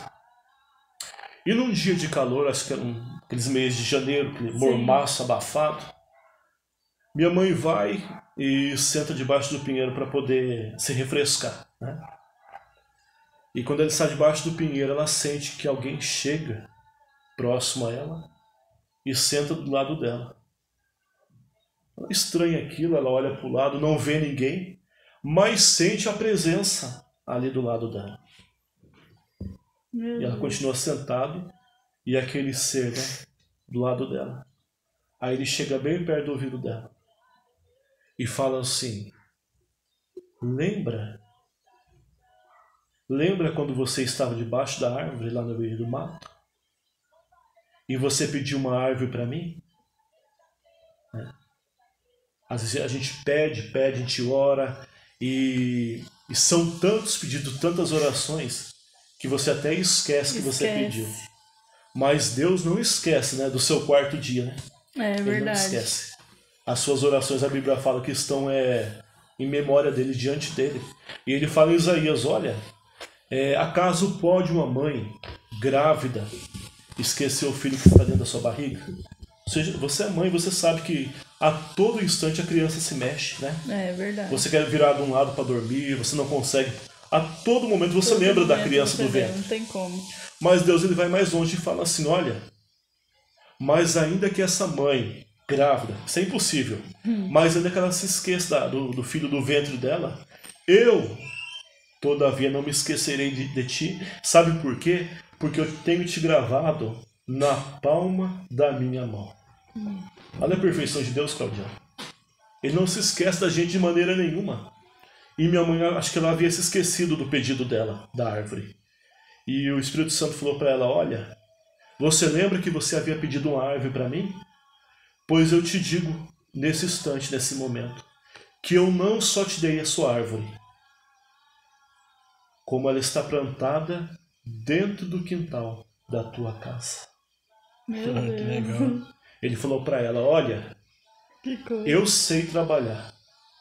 Deus falou para ela, eu sei trabalhar. Eu tenho meu tempo. Só que quando eu faço, eu te dou aquilo que você pediu. Você queria árvore, né? Tá aí sua árvore. E de brinde, tá aí sua casa bonita, acabada, né? Seus filhos criados, e você aí feliz, com saúde. Não deixei vocês perecerem. Que benção. Ninguém pereceu. Nossa. E nós estamos nessa casa aqui desde 86. E a gente também teve uma fase que nós moramos em Atibaia, né? Nós moramos 1 ano em Atibaia. A gente foi para Atibaia no ano de 88 e retornamos em 89. Atibaia a gente trabalhou com a plantação e cultivo de rosas, né? Então a gente morou num sítio que tinha mais de 20 mil pés de rosas, né, lá. E naquela época, né, podia trabalhar criança. Então eu tinha 12 anos e acho que a minha irmã tinha uns 13, 14 anos. Nós mudamos para Atibaia e a lei trabalhista permitia que criança trabalhasse, Sim. criança fosse fichada. É claro que a gente não trabalhava num serviço pesado, serviço de adulto, e nós também não fazíamos o que o adulto faz, e a nossa mão de obra não rendia o que um adulto fazia também, Sim. né? Então eu ganhava meio salário mínimo na época, eu tinha 12 anos de idade, só que eu tinha registro de carteira. Nossa. Já tinha registro de carteira. Então a gente sabia plantar rosa, sabia podar a rosa. Eu tinha 12 anos, eu cortava a rosa, eu sabia o tamanho dos cabos, né, que tinha que cortar. E o que eu fazia, que muitos adultos não faziam, era passar o veneno nas plantas, né? Então tinha que ter um cuidado, eu preparava o veneno para ser colocado nas rosas, né?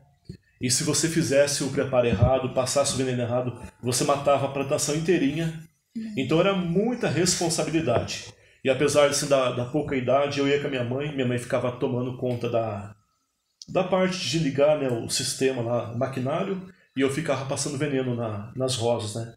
Veneno contra pulgão, vitamina para as rosas, Sim. né? Então a gente morou durante 1 ano em Atibaia. Foi lá que eu me batizei na igreja Assembleia de Deus do Belém. E lá eu fui convidado para trabalhar com jovens, né? Sim. 12 anos, mas eu assumi a regência da jovens e adolescentes, né, nessa igreja em Atibaia. Lá em Atibaia? Atibaia. Legal. O bairro chamava Bairro do Tanque, né? A gente morava em Agroflora, que só tinha plantação de flores, né? Todo tipo de flor que você imaginar tinha lá. Era muito bonito, muito, muito gostoso o local. E detalhe, a igreja que a gente congregava ficava a 6 quilômetros da minha casa. Nossa. A gente tinha um carro na época, só que meu pai não podia levar a gente todo o tempo para a igreja. Então os ensaios a gente ia a pé. 6 quilômetros para ir para a igreja e 6 quilômetros para voltar. Meu Deus, 12 quilômetros. E assim como nós, que morávamos na zona rural, tinha também as crianças lá próxima à igreja que andavam a pé também. E eu falo para você, Silmara, não tinha, sabe, ausência no ensaio. Que coisa. Todo mundo ia, chegava suado no ensaio, cansado, cheio Feliz de da pó. vida. Porque Atibaia era terra vermelha. Nossa. Ninguém faltava, aquela alegria, sabe, para ensaiar, para louvar a Deus à noite.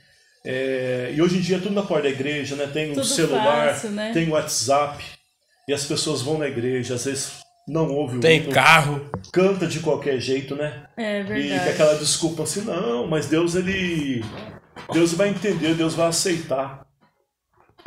Mas vai aceitar até quando? Eu acho que Deus ele aceita quando você não tem nas mãos a ferramenta para fazer aquilo que você se propõe. Mas se você tem um recurso, você tem afinador de guitarra, você tem músicos para tocar para você, se você tem, hoje em dia, aparelhos que dividem voz, tem pessoas, né, maestros que te ajudam, que te apoiam, por que não você não se dedicar para apresentar para Deus o melhor? O melhor, né? E na época nós não tínhamos nada disso, né? A gente era assim era uma coisa bem ogro, né? Uhum. Bem das cavernas, falando assim, né? Caderno era caderno de brochura, encapava, eu lembro que era amarelo o caderno da criançada, e a gente pegava e escrevia tudo, era tudo passado à mão, né? À mão mesmo. Então cada domingo alguém do grupo era responsável de copiar os hinos para todo mundo, né? Nossa. E a gente era muito feliz, sabe? Que legal. E outra coisa, eu digo assim, a gente era muito feliz e sabia. Que o pessoal fala, a gente era feliz e não sabia, não. A gente sabia que a gente era feliz, né? Então foi assim, muito abençoado. A Atibaia agregou muito para mim, muito mesmo. Eu acho que o meu ministério na parte de louvor e de regência de jovens, de grupo, começou em Atibaia. E o primeiro teatro que eu participei foi em Atibaia. Foi? Foi. Foi um teatro de Natal, né? Sim. Eu fui o anjo, né? De roupa de anjo. Asa. Você costuma ser o anjo, né, Rogério? Tudo anjo, né? O pessoal falava, você não tem cara de anjo, não, né? Eu falava, não, mas é o que tem pra hoje é eu, né? É eu mesmo. Então aceita que dói menos, né? O anjo hoje não é Gabriel, é Rogério. É Rogério. Então eu fui o anjo Gabriel, aí eu saía de cena rapidamente, já jogava outra roupa por cima pra ser José. Nossa. Né? José. Então foi assim na época uma peça muito simples, sabe? Aquela coisa bem humilde, né? Uhum. Mas que fez assim, deu uma repercussão boa para a igreja, trouxe ânimo para a mocidade, para os jovens. Eu acho que quem trabalha com jovens tem que sempre ter algo diferente, né? Sim. Além do louvor, né? Sim. Tem que ter um louvor bom, sabe, um ensaio legal, mas tem que ter algo a mais, Sim. né? Porque senão fica na mesmice, né? Naquela rotina. E eu acho que no dia de hoje também mais ainda, né, Rogério? Porque hoje a tecnologia oferece muita coisa. Hoje você tem aí Facebook, tem Instagram, você tem o mundo nas suas mãos. Você dá um clique no celular, você tem tudo ali. Então, pro jovem, né? Hoje, assim, de repente, coisas que não são tão bons para ele, é mais fácil, né, ele ter acesso, né? Do que na nossa época. Então, você vê, assim, muitas vezes líderes, né, de igrejas que estacionam. Uhum. E quando o líder, quem está na frente de um trabalho, estaciona, automaticamente quem está sob a liderança dele vai estacionar também. O líder, ele é o quê? É locomotiva, né? E os subordinados são vagões. Então quem puxa o trem é a locomotiva. Então a liderança tem que ter, sabe, um teatro, né? Um musical, um passeio, um acampamento. Faz toda a diferença, né? Tem que sempre estar tendo algumas atividades, né? Para não parar, né? Porque os jovens, eles gostam disso, né? Eles são bem ativos, jovens, adolescentes. Se deixar disperso, desanima. E daí a gente morou em Atibaia até 89. Início de 89 a gente voltou para São José dos Campos. E aí nós estávamos morando aqui na mesma casa. Congregamos por uns meses em outra igreja, outro ministério. E conhecemos o pastor Lino. Pastor José Joaquim Lino. Sim. E começamos a primeiro ir na sede, né? A sede ficava ali na Genésio Bernardinelli Tarantino, no Jardim Paulista, Pastor Benício. Fomos ali fazer uma visita, gostamos muito da igreja Assembleia de Deus Madureira. conhecemos o pastor José Joaquim Lino. Sim. Aí ele perguntou pro meu pai, o senhor mora onde, irmão João Batista? Que jeitão dele, né? O pastor Lino ele era uma bênção até hoje para nós. A gente tem um grande amor por ele, pela família dele. E ele falou, irmão João, o senhor mora onde? O pai falou, tô morando lá no Jardim Itapuã. Ele falou, irmão João, mas o senhor tá vindo tão longe, né, congregar? A gente tá com trabalho no Galo Branco. Né? O pai falou, Galo Branco? Ele falou, na casa da irmã Celina. E o Galo Branco era um deserto, né? Era só terra. Vegetação, né? Algumas ruas ali. Então era uma aventura, né? Vir pro Galo Branco, principalmente em época de chuva. Muito. A gente tinha um macete, a gente levava um sapato na bolsa, né? E o outro sapato era o escolhido pra estar na igreja. Pra enfiar a cara no barro, né? Aí chegava na casa da Mocelina, deixava um sapato lá fora, botava outro no pé e ia lá adorar a Deus. Cada Mocelina era uma casa pequena, né? Só que era cultos abençoados. Tinha a família do irmão Gervásio, que já estava congregando. A família do pastor irmão José Pereira, o Marcos, Célia, né? Que chegou depois. E dali foi comprado um terreno e construído a igreja nossa, né? Sim. Que onde está localizada hoje, ali na... Isso, na Benedito Andrade. Benedito Andrade, 1080, né? Um Galo Branco. Então, no início foi feito três cômodos embaixo, né? Um porão. Sim. E esse porão ficou servindo como escola dominical para as crianças. Era Joias de Cristo, juniores, Jardim de Deus, os pequenos. E a outra sala dos jovens, Conjunto Vida. Conjunto Vida. E em cima um pequeno salão onde começou a ter culto. Então ali eu fiquei congregando, acho que durante uns 6, 7 meses, né? E depois eu assumi a mocidade. Nossa, depois de 6, 7 meses. Eu assumi a mocidade em 1989, e fiquei com os jovens na Madureira até março de 2005. Meu Deus. Então acho que foi 16 anos, né? É isso? 16 anos. 16 anos como regente. Caramba, que uma legal, vida, né? Uma vida, porque, igual você falou, você começou ali quando você chegou, a gente não tava ainda ali, né? Eu não tava. Eu ainda cheguei ali com 3 anos de idade. Você chegou no colo da sua mãe, chupando chupeta, com macacão jeans, né? Botininha no pé. E eu ainda peguei um pouquinho do Rogério na mocidade. Foi benção na minha vida. Você me ajudou, né? Como regente, ajudei como regente também. Foi benção. Claudiano cantou com a gente também. Nossa, que época boa. A Silvia, né? Nas crianças. Foi uma época assim bastante. De ouro, né? Foi. De ouro. É como eu sempre falo pra vocês, não era fácil, né? Não. Não era fácil, mas os jovens, né? Os componentes, eles faziam aquilo se tornar fácil. Sim. Com a dedicação, com a boa vontade. Eu me lembro que nossos ensaios eram realizados aos domingos, né? Sim. Então a gente chegava aos domingos para ensaiar, acho que era 2 horas da tarde. Sim. Saía da igreja às 5 horas da tarde. Eu lembro nisso. Né? Era 3 horas de ensaio e às vezes era 3 horas batendo em cima do mesmo hino. Batendo em cima. Né? Mesmo hino. E ainda assim, para não cantar aquele hino na noite. O jovem saía da igreja 5 horas da tarde, chegava em casa, tomava banho e já voltava. 19 horas estava todo mundo na igreja. Eu lembro que quando eu saí da igreja, em 2005, quando eu saí da frente do trabalho, a gente contava com 86 jovens. Sim. Né? Mas segundo os jovens, jovens assim, solteiros, né? Não tinha... Sim. Naquela época não tinha pessoas assim, não podia cantar, né? Pessoas casadas. Era só solteiro, né? Só solteiros. Então, assim, jovens... Era o maior grupo da igreja, né? Depois vinha as irmãs, né? Isso. Coluna de Fogo vinha atrás. Mas era forte o grupo, mas né? era muito adolescente, forte. Crianças. Eu lembro que as crianças, Jorge de Cristo, teve um congresso que tinha 100 crianças. Sem contar com os adolescentes, 100 crianças. Então, eu não sei se vai chegando assim o tempo, o povo vai desanimando ou cansa, né? Também cansa um pouco, Sim. né? Eu me lembro assim que não era fácil. O Claudiano estava citando a peça de Lázaro, né? Que foi feita em 2003. Uhum. Eu lembro que a peça de Lázaro teve assim... Teve da nossa parte assim, uma grande dedicação. Você participou disso, né? Vocês estavam juntos, presentes.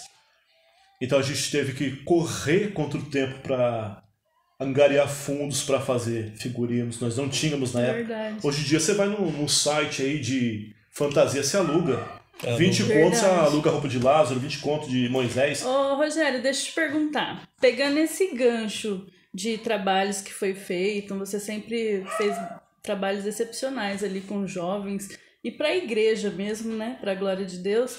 E os seus trabalhos de arte, de fazer essas artes que você faz em pintura, como começou isso na sua vida? Como que você se descobriu que conseguia fazer tudo isso? E para quem não sabe, né, a gente está falando também com como posso dizer, um artista plástico. Né? Gente, eu tento, eu tento. Não, você... Porque o Rogério, eu lembro acho que no nosso casamento, né? Sim. Eu acho que tinha aquele painel. Poxa, o Rogério, por exemplo, ele tá vendo essa imagem aqui, aí ele vai lá e pinta essa imagem aqui de uma forma... Eu lembrei disso, a hora que eu vi essa...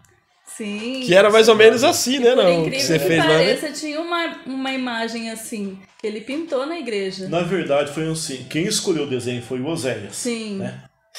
Acho que o Oséias teve a ideia de fazer uma pintura, que era um paredão, né? Um paredão assim que não... Na época não tinha retroprojetor, então ficava um paredão ali inútil. Colocava muita cortina, né? Não tinha muito o que fazer ali. Aí o Oséias deu a ideia de fazer um desenho, tava no auge, né? Pinturas em paredes, né? De cachoeira, né? Toda a igreja tinha. Então o Oséias me trouxe um recorte, era bem pequeno, do Véu das Noivas, acho que ficava no Rio de Janeiro, fica lá no Rio de Janeiro, essa cascata. Então ele me trouxe um recorte bem pequeno e falou, Rogério, eu tenho esse exemplo aqui do que a gente queria. Se fosse hoje, você abrir ali na hoje internet, em dia tem um aparelho que você projeta na parede e sai do tamanho que você quer. Aí você só arrisca e vem pintando. E eu não, né?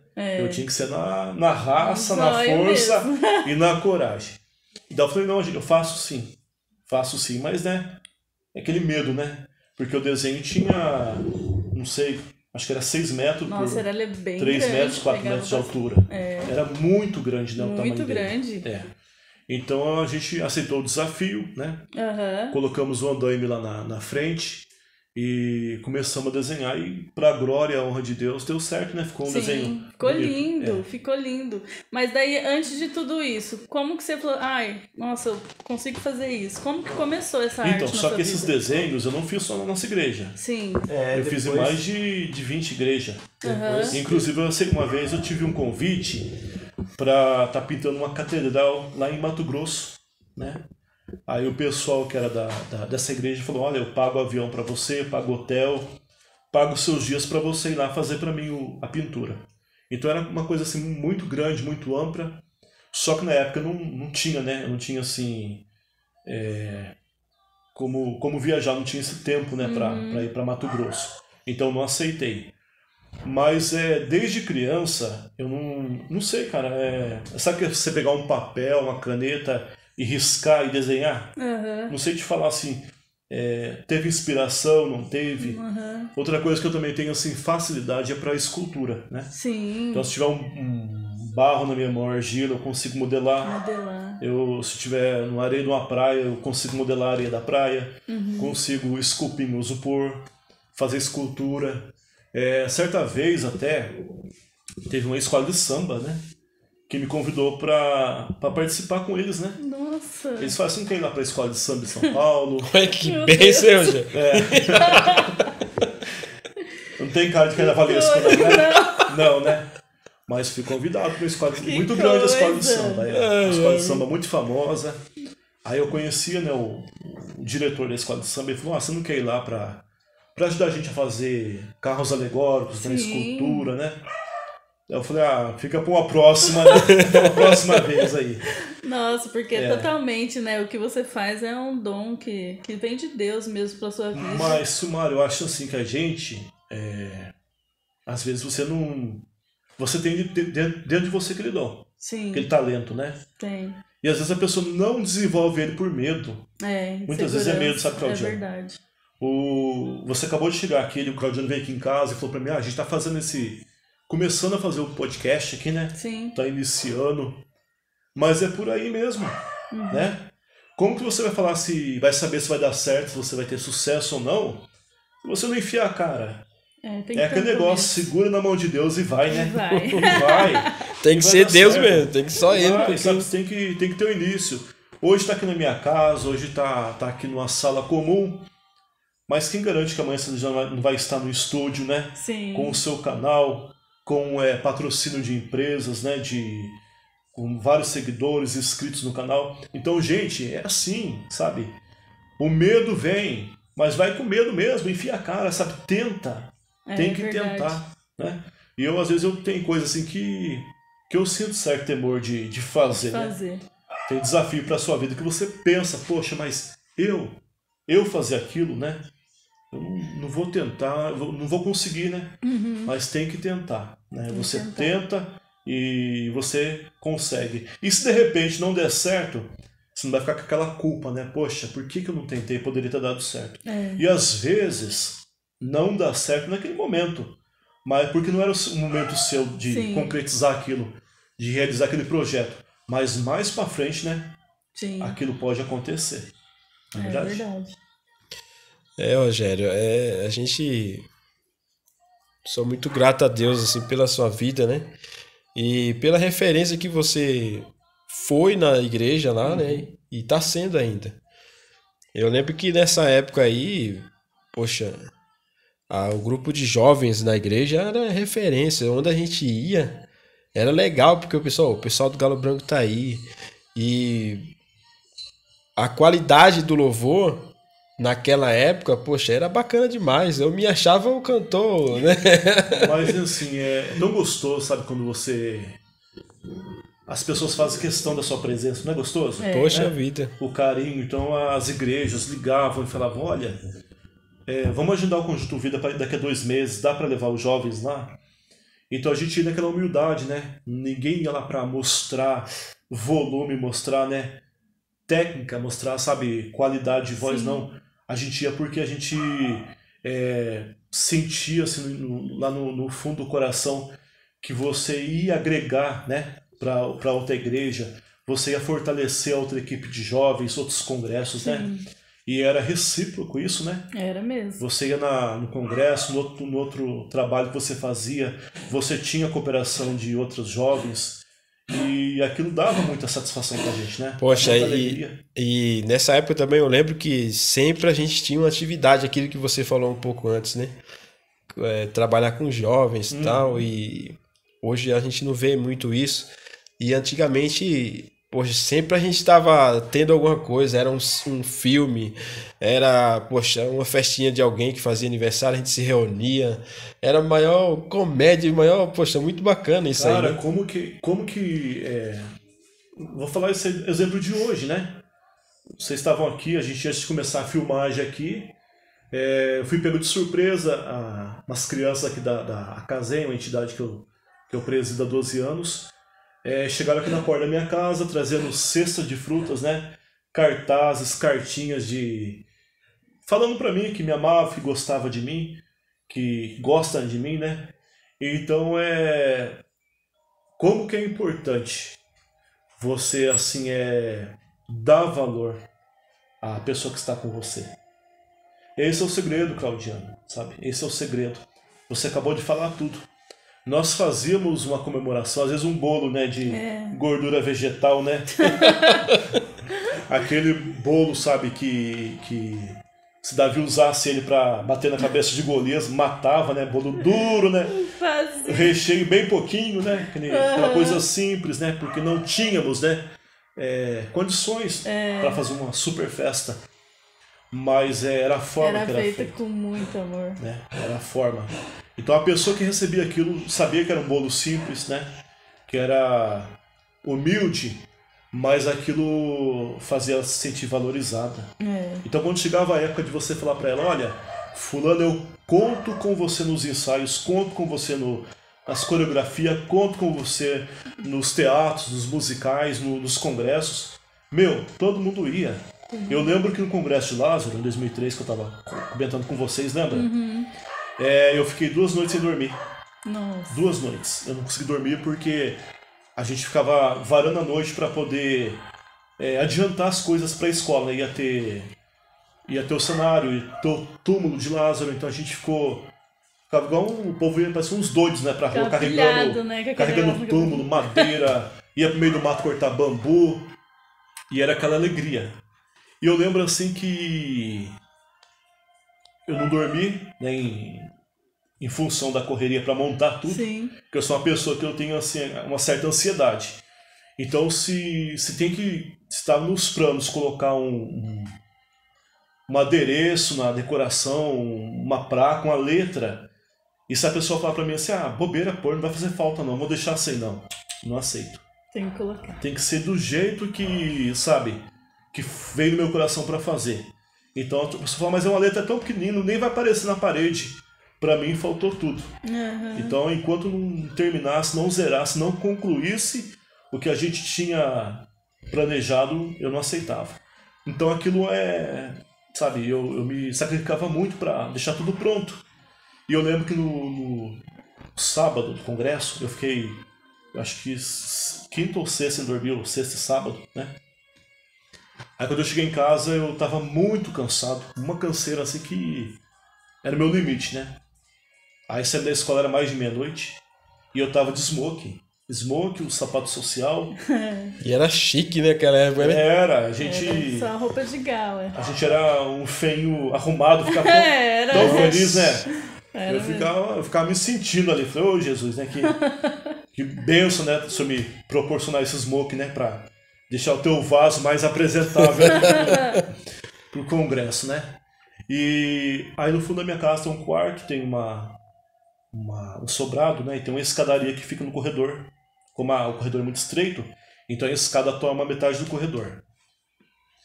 E eu tava chegando em casa, acho que era quase 1h30 da manhã, eu bati a cabeça com força, eu não via a beira da viga, né? A quina do concreto. E eu bati a cabeça com muita força. Só que daí juntou a dor de cabeça, o sono, né, que eu tava. O dia que eu cheguei na cama, assim, eu sentei pra pôr a mão na cabeça, pra ver o que tinha acontecido. Eu acordei, adormeci ali e acordei no outro dia de... Meu Deus! Foi a noite da minha vida que eu dormi mais bem arrumado. De smoking. Não, pensa totalmente bem, trajado. Pensa quando é abençoada, ela dorme de smoking, né? Smoking e sapato social no pé, sapato novo. Olha! Então na época a gente fala, meu Deus, né? Que loucura. Que luta, né? Igual o Calixto fala, que luta. Mas a gente fazia loucura por Deus, né? É verdade. Por Deus também que faz loucura por nós, né? Deus que faz loucura e entra na cova dos leões, Deus que faz loucura, entra na fornalha, Deus que faz loucura. Houve uma oração de um louca, né, pedindo uma árvore, e da árvore da casa. Então vale muito a pena, né? Vale muito a pena. Ô, Rogério, só cortando aqui, a gente vai pro break e a gente volta já já. Aí, Rogério, bacana. Pessoal, mais uma vez, Rogério, muito obrigado. Deus te abençoe, continue te abençoando, né? Pessoal, aqui a gente está na casa do Rogério, da Casem. Olha, esse cenário aqui, poxa, vamos fazer aqui todo, né? Você vê que a pessoa realmente é artista, plástico mesmo, porque... Sim, gente, é uma casa simples, hein? Pelo amor de Deus, hein? Poxa, todo detalhe. Então, assim, aqui é uma casa, não é um estúdio, então você vai ouvir o barulho do cachorro, de repente uma moto, um carro que vai passar. Só lembrando também, falando de cachorro, que a gente tem, assim, um apreço, sabe? Sim. Por animais. A gente gosta muito de cachorros, né? Então em casa era 4, agora é 3, né? Uma veio a falecer. E a gente, assim, eu, meus irmãos, vê cachorro na rua já traz pra casa, sabe? Não. É claro que em casa não dá pra ter muito animal. Se tivesse espaço, hein? Já tava com uma ONG de animais. Quem sabe no futuro, né? Quem sabe, é verdade. Bem próximo. Rogério, agora depois de toda essa história que você contou, que tinha coisa que eu nem sabia, né? Que, poxa, que... Não, tem mais coisa. Tem muito mais, só resumo, se eu falar que não ficar até o arrebatamento aqui. Né? Em vez de subir, fica aqui fazendo um podcast. É verdade. Né? Nossa, agora, Rogério, a gente tá... já faz um tempo, né, que você tá trabalhando com projeto social, né, na Casem.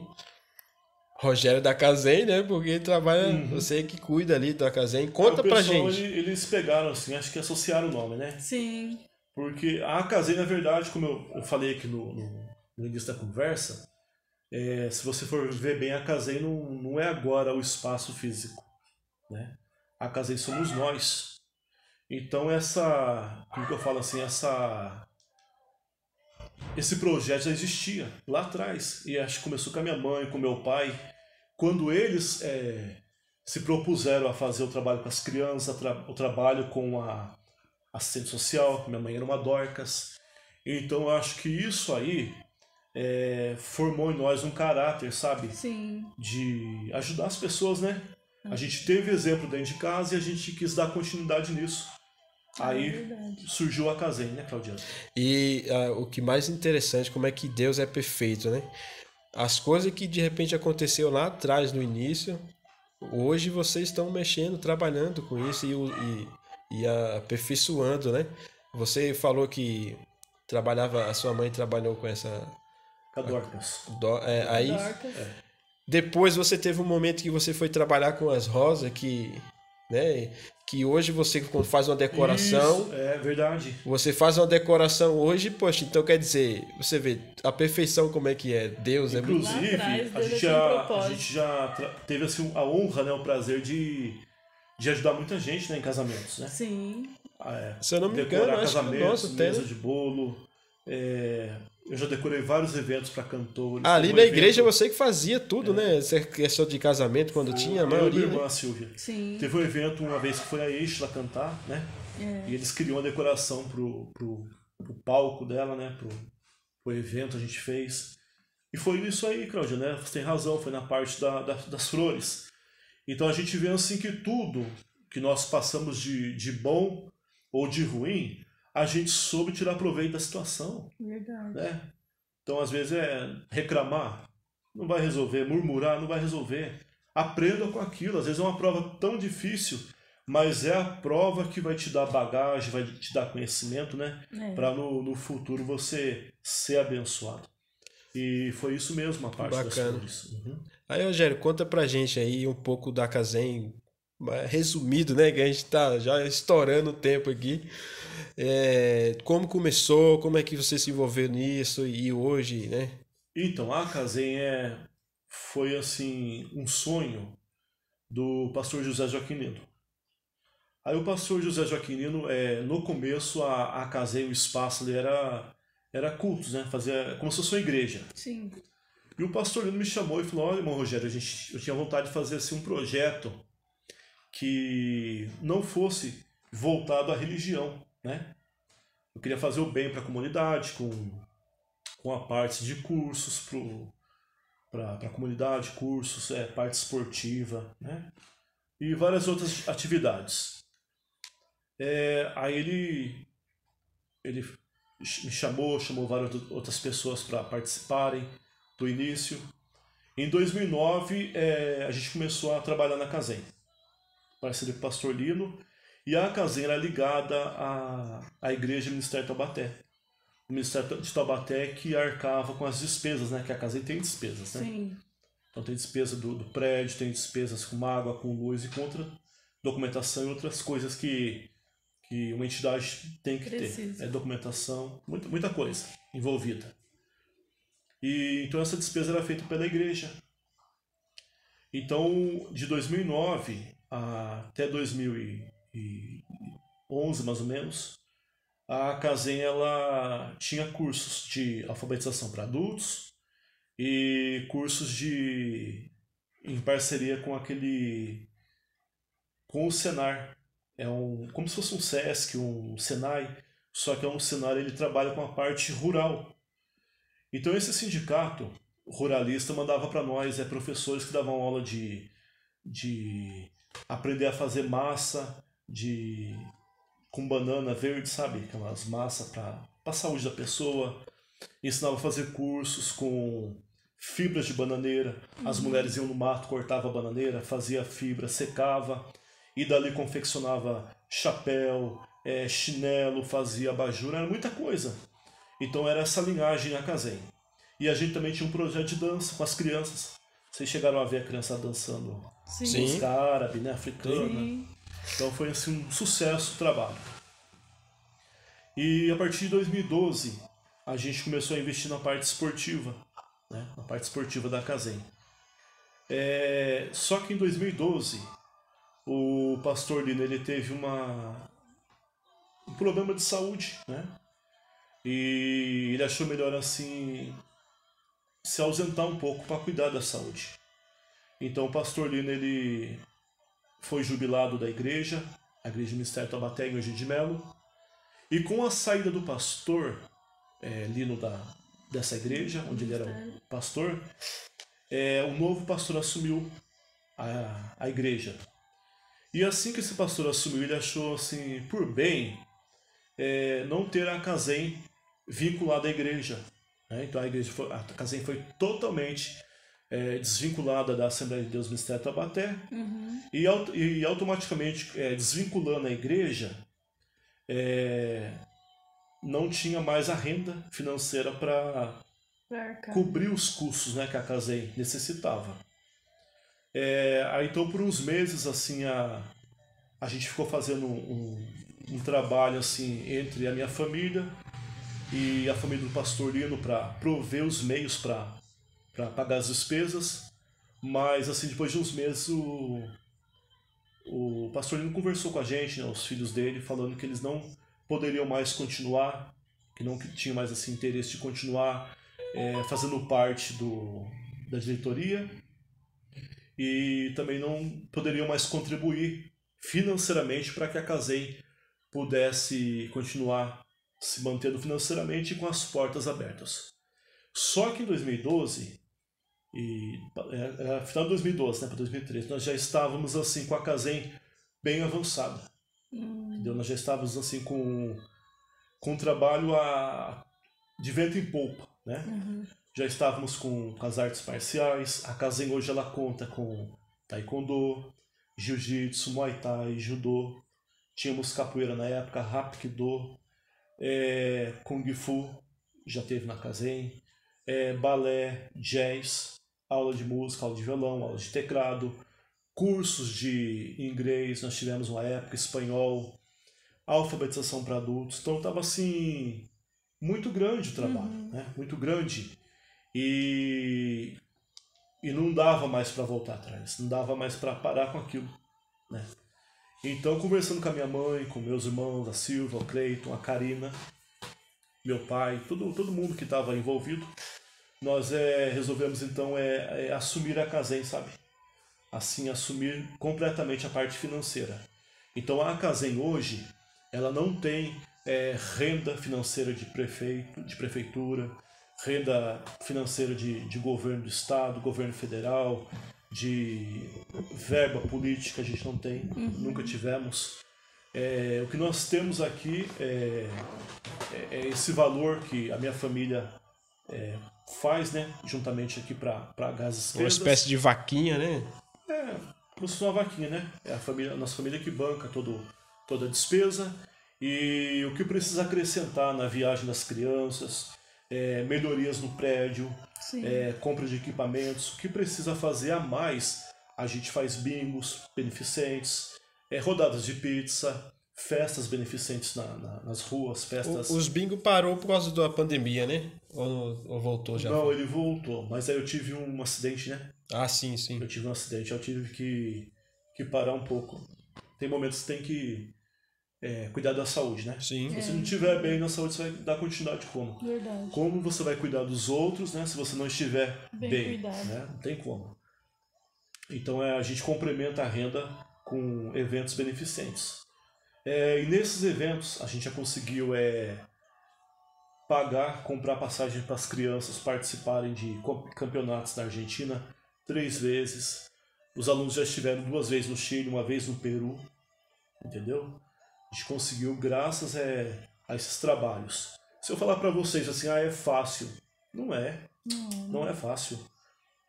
Você, sabe, ter uma conta de 3 mil, 5 mil para pagar e ter que contar com bingo, contar com venda de pizza, venda de bolinho caipira, ter que dormir em barraca, subir em caminhão, passar frio. Uma vez a gente foi numa festa, tivemos que dormir na barraca. Durante a noite deu um temporal, levou embora o plástico da barraca, a cobertura, molhou tudo. A gente não sabia se acudia Nós, as coisas as estufas. Foi como é que fala? Um tormento naquele momento, né? Mas a gente era sempre daquele tipo, sabe? Que no outro dia enxugava tudo, fazia tudo de novo e à noite estava lá todo mundo dando risada, sabe? Como se nada tivesse acontecido. Nossa, não pode ter preguiça, né? Não pode ter preguiça, não pode ter desânimo. E como eu sempre digo, é segurar na mão de Deus, cara, subir em cima do caminhão e vamos que vamos. Que o resultado vem. Vem, com certeza. Vem forte. E a gente tá vendo aí hoje, né? O resultado, né? E a Kaizen, Claudiana, ela é muito forte também na parte dos projetos sociais, né? Sim. A gente tem um projeto de muitos anos já, que é o projeto Sopão Solidário. Então nós fazemos assim a sopa às segundas, quartas e sextas-feiras. E quando começa assim, a aumentar o número de pessoas que precisam, começa as temperaturas ficar mais intensas, né? Muito frio. Então a gente intensifica os dias de entrega. Então a gente vai de segunda até sábado para fazer entrega de sopas, roupas, cobertores, agasalhos para as pessoas que estão em situação de ruas. E diga-se de passagem, são muitas, viu? Sim, né? Muitas pessoas. E aumentou mais ainda. E com a pandemia não é só morador de rua. Agora são famílias que ficaram desempregadas, perderam o emprego, tiveram que abandonar a casa, né? Então a gente atende essas famílias também. Pessoas acamadas, pessoas de idades que tem que ter uma dieta de uma sopinha, né? Um legumes. Sim. Então a gente já tem umas pessoas que a gente faz essa entrega da sopa. A sopa ficou pronta, já separa primeiramente para os acamados, né? Que legal. Isso. Temos varal solidário, nós recebemos várias roupas, vários calçados. Essas roupas passam por uma triagem, a gente faz a lavagem delas se necessitar, faz um remendo, uma costura, uma customização. E todas as roupas que são entregues às pessoas que precisam através do varal são em perfeitas condições. Sim. Foi o que eu te disse, né? Eu sempre ganhei roupa usada, sempre usei roupa e calçado usado, mas roupas em boas condições. Então, da mesma forma que me trataram, né, quando eu era criança, eu faço hoje. Só entrego para as pessoas coisas em perfeito estado. E a gente faz varal solidário. A gente não atende só famílias aqui na Kaizen. Nós vamos em vários bairros carentes, comunidades que precisam muito, comunidades de zonas rurais. E a gente faz um varal bem grande, coloca as roupas lá penduradas. E as pessoas que precisam podem ir lá se servir, pegar o que precisa. E quem assim tem interesse de doar, no momento vai, leva as roupas e pendura no varal. E eu falo para você que tem sido assim uma bênção, viu? Tem, né? Muitas pessoas atendidas, eu atendo pessoas não só em São José dos Campos, porque a Kaizen não está limitada. O fato da Kaizen estar aqui localizada no Jardim Itapuã, não quer dizer que nós atendemos só moradores de São José dos Campos. Não, a gente atende Jacareí, Caçapava, Tremembé, Taubaté, aonde necessitar do nosso projeto, dos nossos voluntários, a nossa equipe vai com todo o amor, todo o carinho, toda a dedicação para fazer o bem. Que legal, e qualquer pessoa que quiser pode contribuir com vocês, né, Rogério? Pode. Tanto na parte de alimentação, para alimentos para sopa, legumes, roupas. Legumes, macarrão, feijão, tudo que vem para até salsicha a gente usa. Nossa. Às vezes chega salsicha, sabe, que de repente vai fazer um molho de cachorro-quente, a gente corta em pedacinhos, faz um molho bem gostoso, faz uma macarronada e as pessoas que recebem aquilo ficam assim muito, muito felizes, sabe? Sim, com aquela macarronada. Uma gratidão enorme, então, né? o que vem para nós, sabe, sendo entregue pra gente com amor, com carinho, com certeza vai abençoar. E roupas, né? Roupas, calçados. Vocês têm também, que eu já estive acompanhando, a reforma de brinquedos, né? Que você faz também. É uma benção, viu? Né? Os brinquedos chegam pra gente assim, mais é brinquedo feminino. Sim. É engraçado isso aí, Claudiano. Roupa masculina, de menino, de adulto, é muito pouco a entrega. Chega mais roupas femininas, né? De mulheres, roupas de crianças, meninas. E os brinquedos também é o mesmo segmento. Nossa. Carrinho, bola, chega, sabe, para arrumar. Mas é muito assim, pouco comparado ao brinquedo de meninas, né? As bonecas. As bonecas. as bonecas chegam daquele jeito, né? Sem cabelo, o rosto tudo rabiscado, sujo, né? Sem roupa. Sim. Então a gente pega, por exemplo, sobras de roupas do varal solidário, roupas que de repente não servem para você doar para uma pessoa. Por exemplo, uma roupa de paetê, uma roupa de festa, uma roupa de brilho. É uma roupa que uma mulher não vai usar no dia a dia para trabalhar, é uma roupa que é específica para festa. Então é uma roupa assim que não sai. Então a gente separa a roupa com pedraria. E essas roupas são desmontadas e reservadas para fazer fantasias para as bonecas. Ah, que legal! A gente cria, né, personagens, fadas. E as asas das fadas é feitas com tampas de potes de sorvete. Aqueles potes de sorvete, sabe, da Que Bom. Sei. A gente corta e faz as asas dos brinquedos com aquilo. Usa muito EVA, restos de tinta, bijuterias, maquiagens, retalhos, fitas, tudo que chega para nós, com certeza não tem como, sabe? Sim. Vira um brinquedo novo.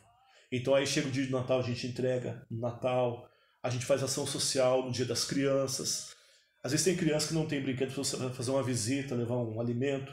Chega lá a criança, você percebe assim, olhando que não tem um brinquedo, já leva um brinquedo no carro, entrega para a criança. E é uma benção, viu? É um projeto maravilhoso, né? Faltou falar dos Bombeiros Mirins. Ah, é verdade. É um novo projeto que o Casem tem aí. Nossa filha, né? Caiane tá lá. Minha filha tá no projeto jogando duro. Mirim. Bom, então acho que em vez de eu falar do projeto, eu vou virar agora o entrevistador. Vamos mudar o... Vai mudar aqui. Fala um pouquinho então, Silmara, pra gente sobre o projeto, sobre a Caiane, sua filha. A Caiane. Então, o projeto Bombeiro Mirim, ele iniciou com o bombeiro Oséias, responsável, né? A gente já conhece ele, a família dele. E a Caiane, a princípio, ela já quis logo de cara participar. Ela começou ano passado. Acho que agora está na terceira fase, né, de criança. Ela é da segunda turma, né? Ela é da segunda turma. E ela deu continuidade na terceira. Ela deu continuidade agora na terceira turma agora. Bom, sinal que o negócio é bom, né? Porque criança é assim, Claudiano, criança não tem como. Se eles gostam de você, gostam de verdade, se não gostam também, você tem que trabalhar muito para conquistar elas, né? Sim. E criança não é igual adulto. A gente faz assim um esforço para às vezes estar em algum lugar, para participar de alguma coisa. Criança não, né? Tem que ser de livre e espontânea vontade, tem que ser muito verdadeiro aquilo. E a gente vê a mudança em casa, sabe? A gente vê que a gente sabe como é que é a nossa filha, né? A Caiane é bem tímida, bem... Nossa! Ela era muito tímida. A princípio eu coloquei ela, até conversei com o Zé, falei, vou colocar porque ela precisa perder um pouco da timidez. Porque ela atrapalha, Nossa, demais. Porque a timidez, ela não é só aqui no dia a dia para conversar. Uma pessoa tímida, ela tem assim, dificuldade numa faculdade, numa escola. Por exemplo, né? Quem é mais assim, sem vergonha igual eu, né? Eles já estão aqui falando para mim, Rogério, fala menos aí que vai estourar o tempo. Estourar também, o Claudiano joga uns 10 minutos a mais. Né? Dá para jogar. Joga mais um tempo aí. Então, assim, por exemplo, você vai ter que fazer um trabalho em grupo, você tem que ir na frente ali para expor o trabalho, apresentar. Né? Quem é tímido sofre muito com isso. Para ir numa faculdade, uma entrevista de emprego, uma dinâmica para você pleitear uma vaga de emprego. É complicado. Quem tem timidez, a gente sabe que sofre. Então, isso que a Silmara está falando é muito importante para a criança. A criança, desde pequena, ela cresceu quebrando muito, isso, né? Tá amadurecendo mais, assim, sabe? Para fazer as coisas, começar a se virar um pouquinho sozinha, sabe? Porque ela já tá com 9 anos. A Caiane... Dá uma independência para ela. A gente já trabalhou, cortando assim, a gente já trabalhou na área de segurança, a gente sabe um pouco do código Q, né?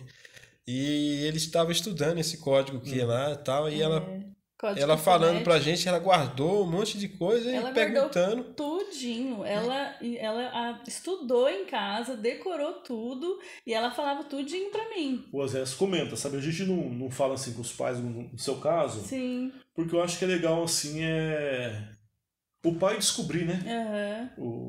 Que a filha mudou, igual você está falando, né? O pai descobrindo aos poucos, né? Que mudanças, né? Que boas coisas que o projeto tem trazido para os filhos, né?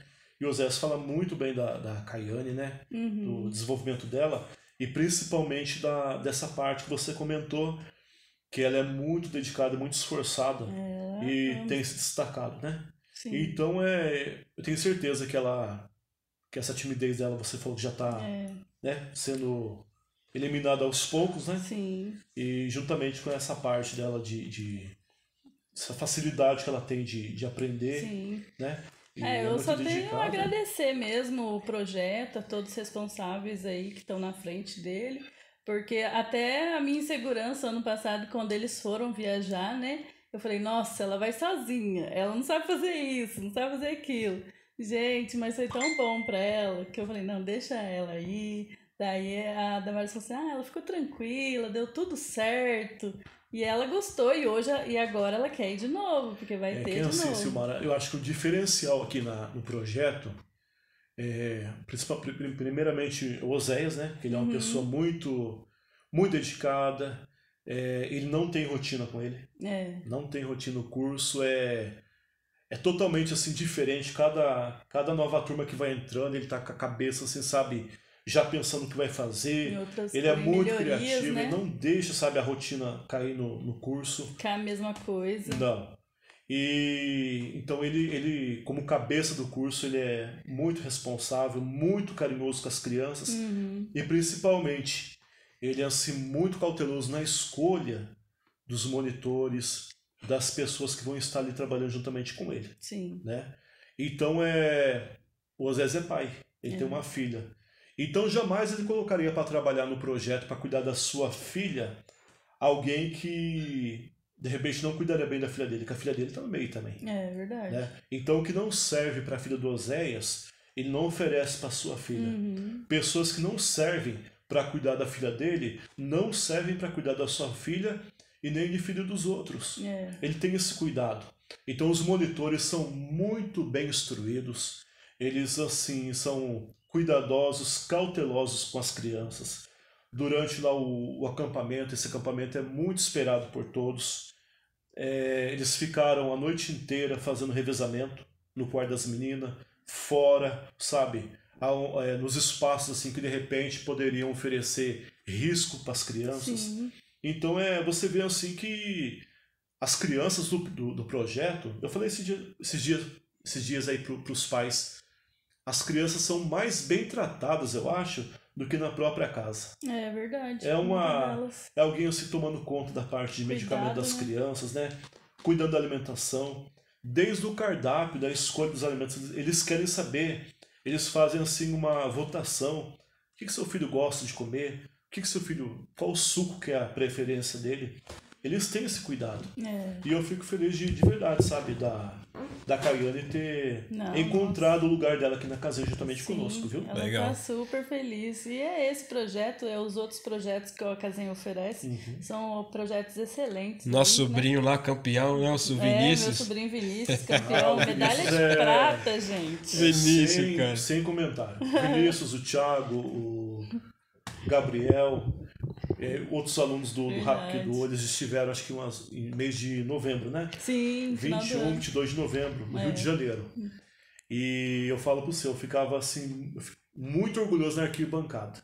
Que legal. Eles iam adentrando as arenas, sabe? E a gente aqui na casinha não fica pregando pra criança, olha, você vai pro campeonato e tem que trazer medalha, tem que medalhar, é ouro, e ouro, é ouro. Não.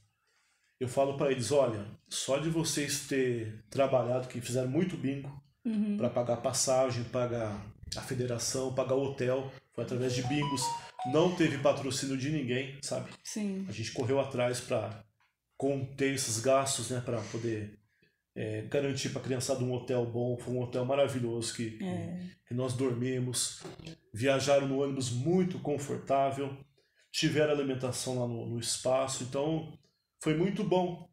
Isso aí foi graças ao apoio dos pais, professores, dos alunos da comunidade que vieram brincar conosco no bingo. Então toda a renda dos bingos foi destinada para a equipe do Rapkido. E eu falava para eles, olha, vocês são campeões só de ter aceitado o desafio primeiramente, só de estar que é adentrar um ginásio lotado, adentrar uma arena para você lutar com uma pessoa que você não conhece, dá um certo frio na barriga, com né? Com certeza, né? E de vocês ter conseguido adquirir as passagens, o hotel. A sensação de a gente no vídeo, né? A gente viu lá quando eles ganharam e tal. Tinha os vídeos que eles colocaram no Facebook, Instagram, acho. A luta, né? Tomaram a luta. Meu, a sensação pra gente que tá aqui, ver aquilo, é demais. É fantástico. E a gente saber que saiu daqui, ó. E outra coisa, Claudiano, eu acompanho os treinos, né? Então o professor fala, olha, levanta a guarda, né? Faz tal chute, que não é só chutar. É o chute certo. Às vezes a pessoa dá um golpe em você e o contra-golpe não é um chute de repente de frente, é um chute pelas costas, é você desviar. Então é bonito você ver os meninos entrarem na arena e eles entrarem com técnica. Sabe, o professor fala, eu quero um bandal. E eles assim, de longe, sabe, já fazer um chute que o professor pediu. Que legal. Não é chutar aleatório, sabe, ir dando pontapé no ar, no vento, não. Eles fazerem com perfeição aquilo que eles aprenderam na Kazen. E melhor ainda quando você vê, né, a medalha, independente de ser bronze, prata ou ouro. Mas no caso dos meninos aqui da Kazen, que foi ouro, né, cada um ganhou ouro, eu fiquei assim muito feliz, muito grato, sabe? Fiquei grato a Deus pela vida dos alunos, né, dos pais que apoiam, principalmente do nosso Kyosanin, o professor do Hapkido, Lucas Rafael. Ele é um professor assim, muito novo, ele tem 22 anos ainda, só que tem uma grande bagagem. E o Lucas Rafael hoje é professor da Kazen, faixa preta de Hapkido, mas começou na Kazen como faixa branca. Nossa. Não é um orgulho isso pra gente? Poxa vida. Né? O Lucas é um professor que chegou na Kazen faixa branca, hoje é faixa preta, professor, e tá aí dando orgulho e através do Hapkido proporcionando, sabe? Grandes coisas, grandes mudanças e grandes histórias para as nossas crianças. Isso agrega muito feliz na com isso vida aí. de cada criança. Pode ter certeza disso. Rogério, é isso aí. Tá chegando ao fim aí nosso papo. Nossa, que bacana, que experiência boa. Se quiser perguntar mais... então, tá vendo? Até de madrugada. E é que você falou, meu. Você ainda não falou tudo, né? Da verdade. história sua. E a gente...